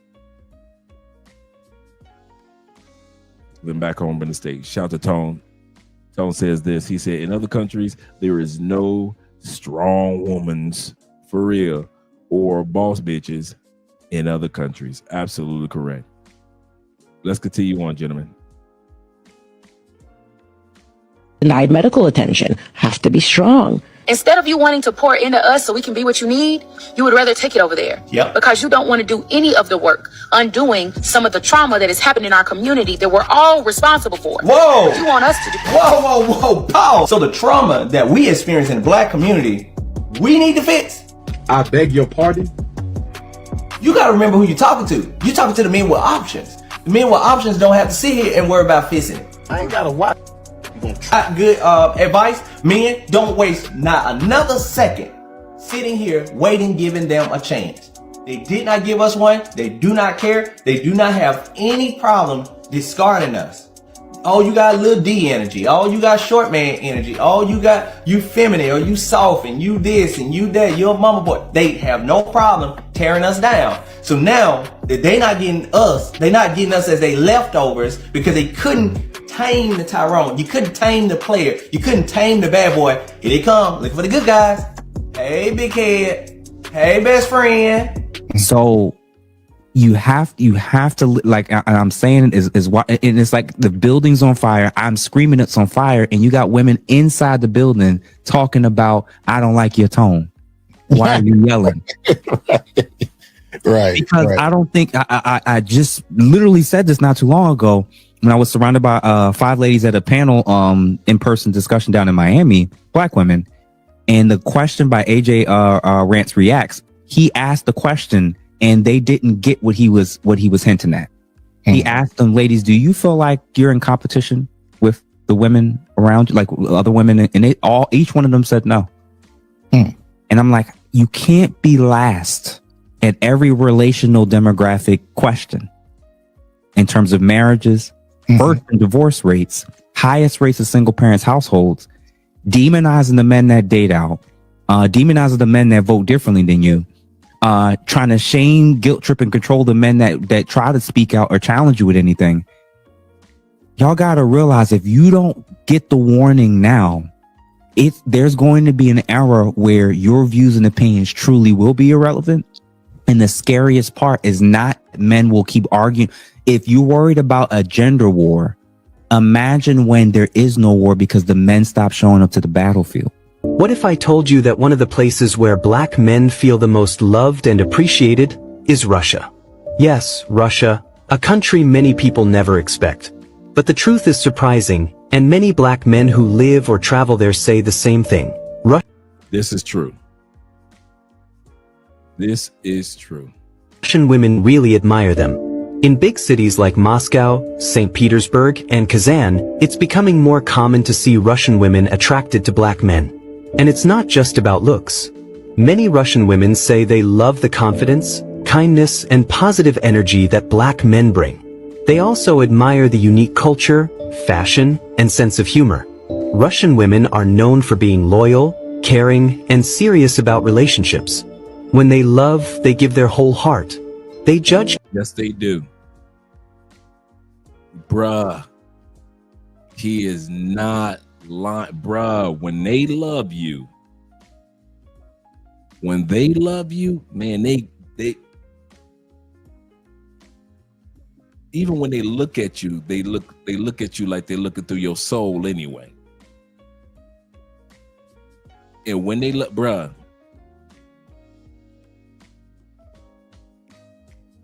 I told you I was dating this Russian Ukrainian chick, right? She was mixed. Man, she loved me so much, man. One time she started crying while she was giving me fire head. I had went out of town. True story. Came back. She was so happy to see your boy. Now, mind you, when I met her, she was a virgin. Fine. Bruh, true story. She started crying while she was giving me head. Dude, I ain't never had nobody tears trickling down my balls. True story. Because they miss me so much. Tears trickling down my balls, bruh. I'd only been gone for a few days.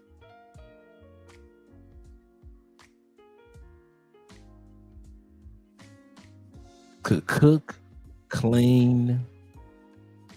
Now she's married, two beautiful kids. I'm happy for her. Trickling down my balls, bruh.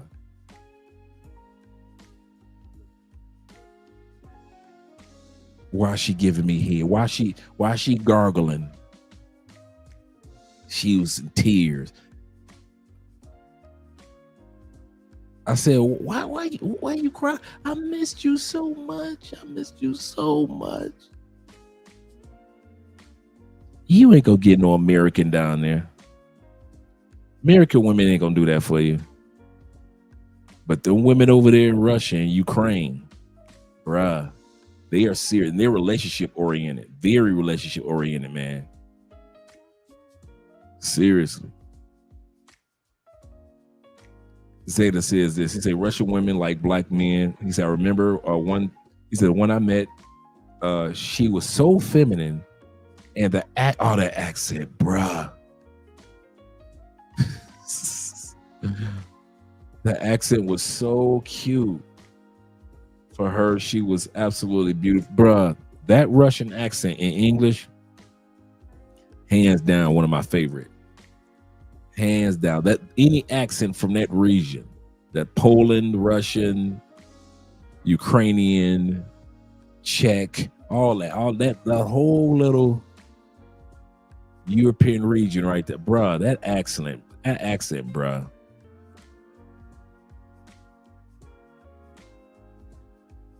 Makes you just want to say whatever you want, baby. No, black. I mean, the story was true. It was true. She was a virgin at 23. I was 41. She was a 23. Nobody had hit it. She was fine. Jet black hair. She had jet black hair and the greenest eyes, dog. So her eyes kind of like,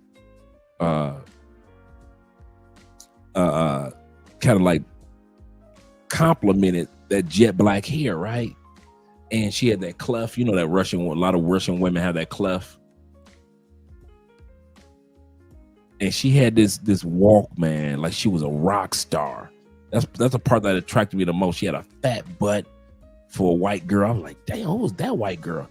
And her walk was like she walked like she was a rock star going on stage. She just walked this. I can't describe it, but she walked like a female rock star or a female cowgirl. They don't walk like regular city chicks. And I told her that. I said, you always walk like you just getting off stage or you're just going on stage to perform at a rock concert or to get on a horse somewhere as a cowgirl on a rodeo.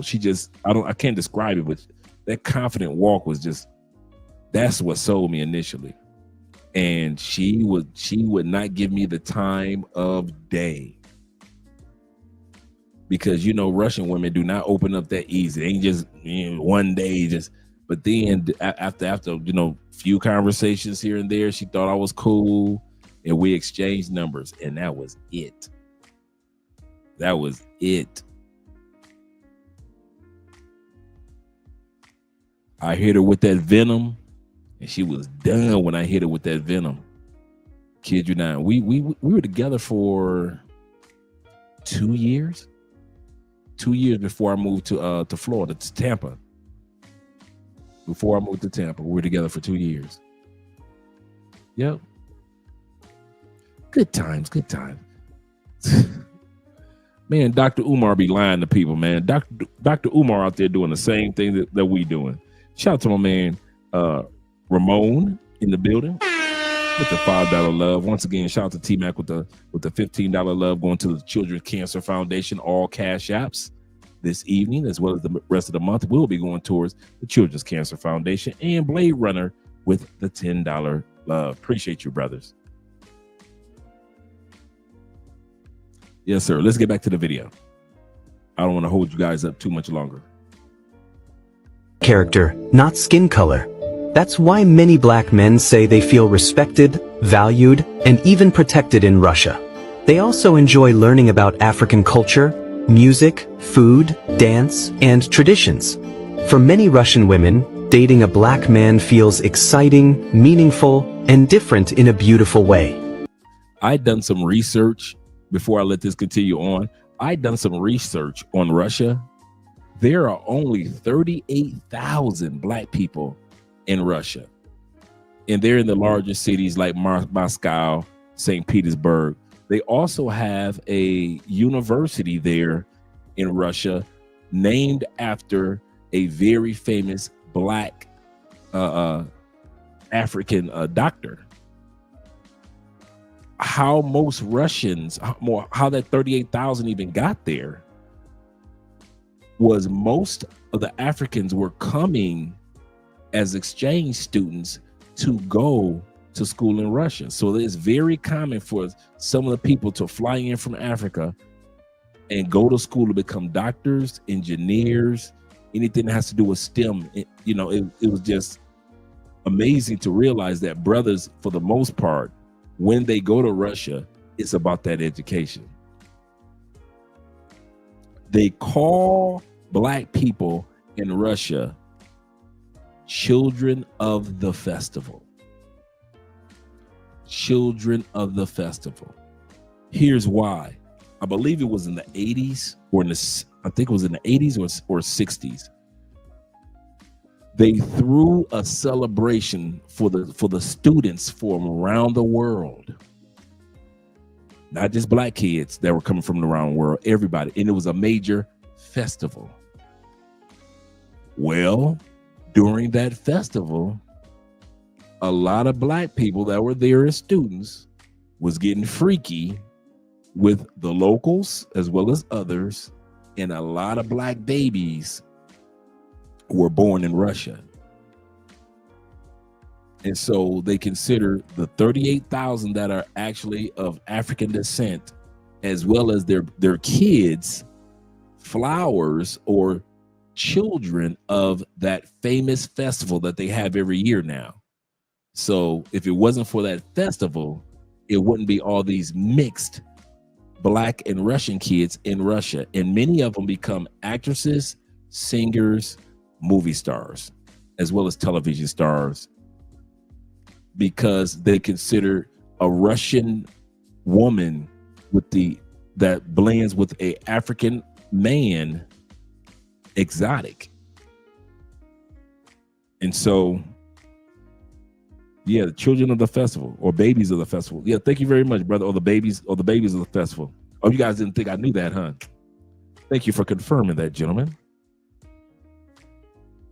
Vladimir Putin already told you that they are black people. Yes, sir.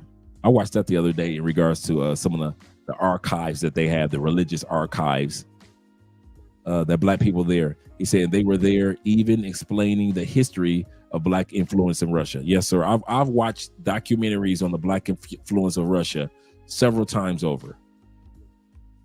Yes, sir. You guys are on point. Yep. So thank you guys for confirming what I was just saying. My man Crypto said, I ain't mad at it. I ain't mad at it. Yes, sir. Yes, sir. Let's continue on with the video. I don't want to hold you guys up tonight. He said it was a big expansion between 1920s and 1948. A lot of black Americans went. This is true too. This is true too. You are absolutely correct. And I watched documentaries on on blacks that were born in America in Russia.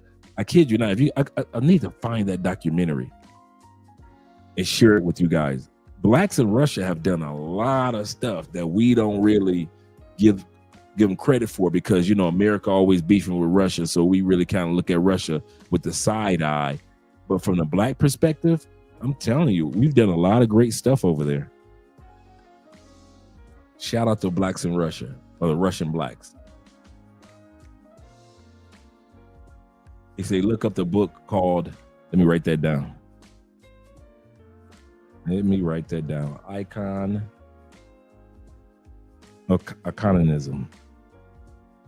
Okay, cool. It goes over the hidden paintings of black people during the time of Jesus, all black figures. Cool. Thank you very much for that. In a world full of stereotypes, Russian women are proving one powerful truth. Love has no borders, no color, and no limits. Follow Big Man Media for more amazing stories. How do Russian women view black men? Love it. So before you came to America, that's how you felt? To be honest, when I was like 6 years old on the Russian TV, you know, we're after Boy, and they got them full lips too. Yeah. the Soviet Union and everything. There's a black guy. He came on a live TV, right? He started singing in Russian about that he's a chocolate rabbit. I found the video. I have seen this portion right here so many times on TikTok, right? I've seen this portion that we're looking at right now. And she always talked about, you know, in Russia, this brother came, and he was singing about the chocolate rabbit, but I never saw the video of the brother singing. She said it was in 2004. So I did my homework for you fellas, and I was able to find the brother going to Russia in 2004 and created like one of the top hit songs in Russia. And this brother was one of the catalysts to cause sisters or white women in Russia to fall in love with brothers. How do Russian women view black men? Love it. So before you came to America, that's how you felt? To be honest, when I was like 6 years old on the Russian TV, you know, we're after Soviet Union and everything. There's a black guy. He came on a live TV, right? He started singing in Russian about that he's a chocolate rabbit.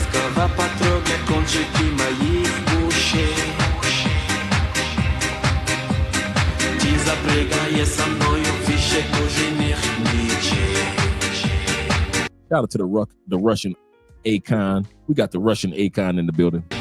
Я шоколадный заяц, я ласковый мерзавец, я сладкий на все сто. Я шоколадный заяц, и губ твоих касаясь. My brother said, I'm chocolate Zayat. I ain't mad at you. He said, I'm the chocolate rabbit. You see the men looking like they mad, but the ladies are dancing along. Let me bring that beat back. Oh, oh, oh. Chocolate rabbit.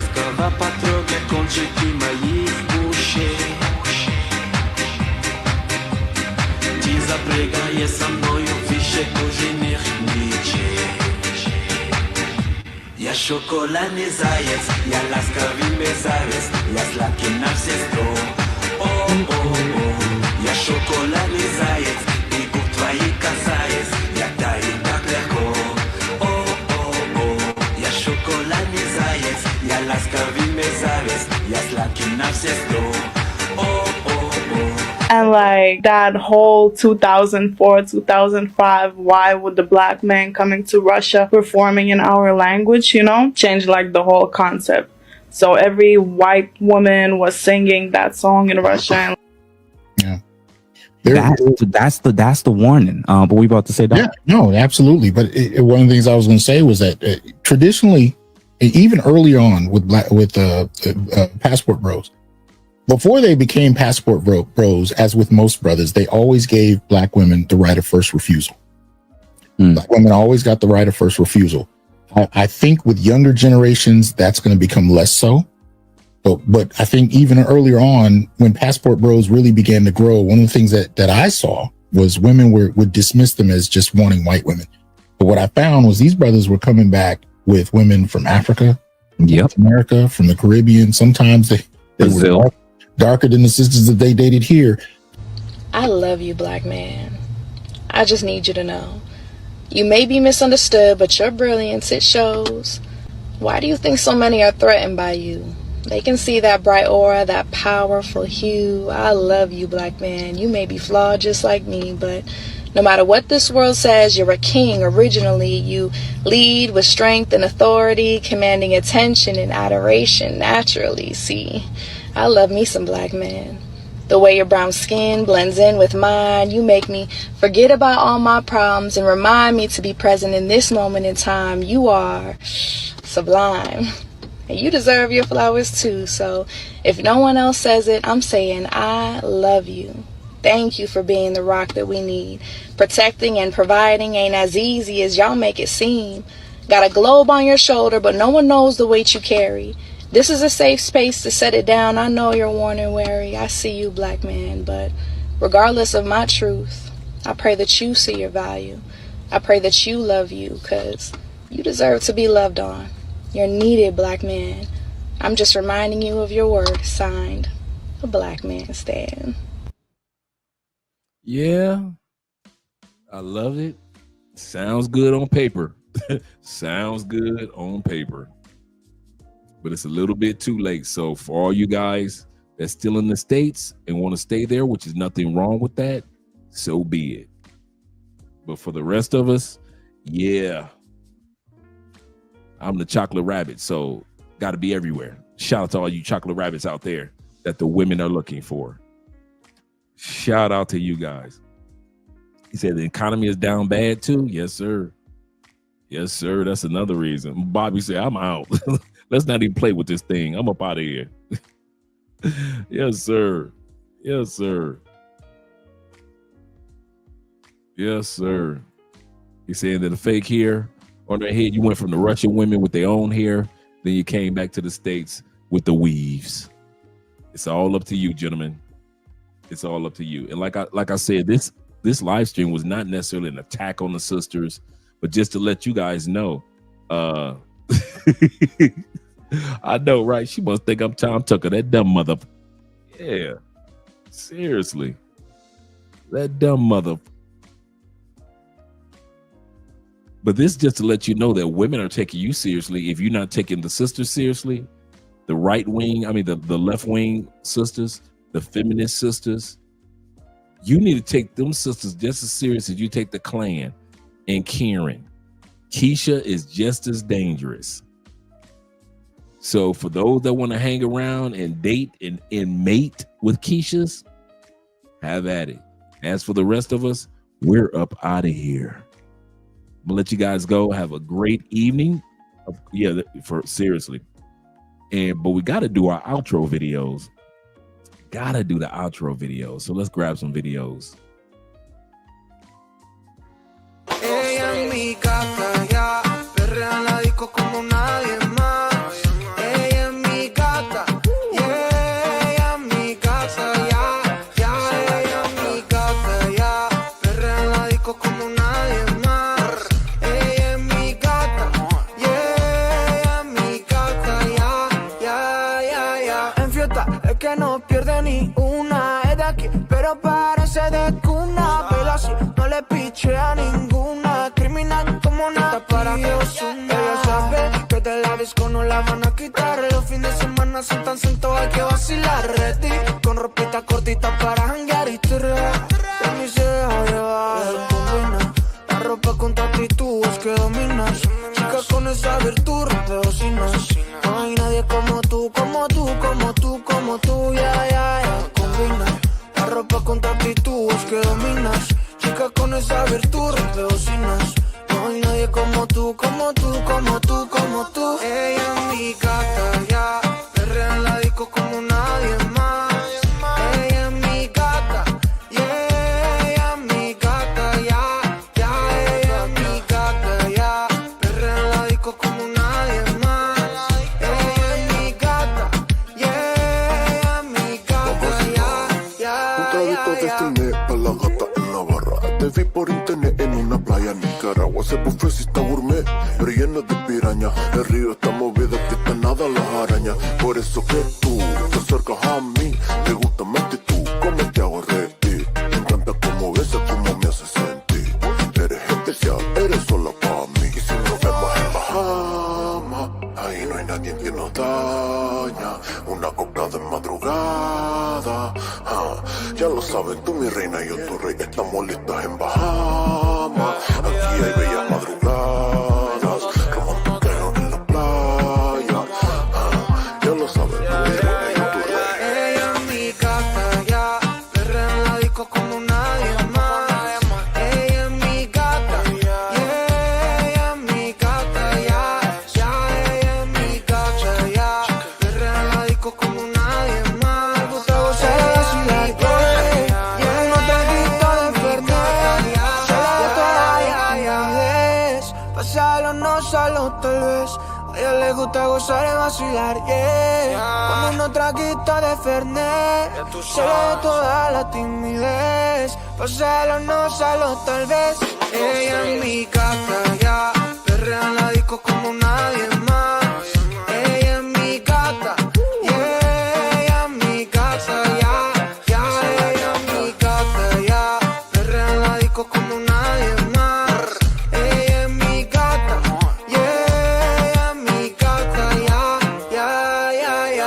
patriota, el que no pierde ni una. Es de aquí, pero parece de...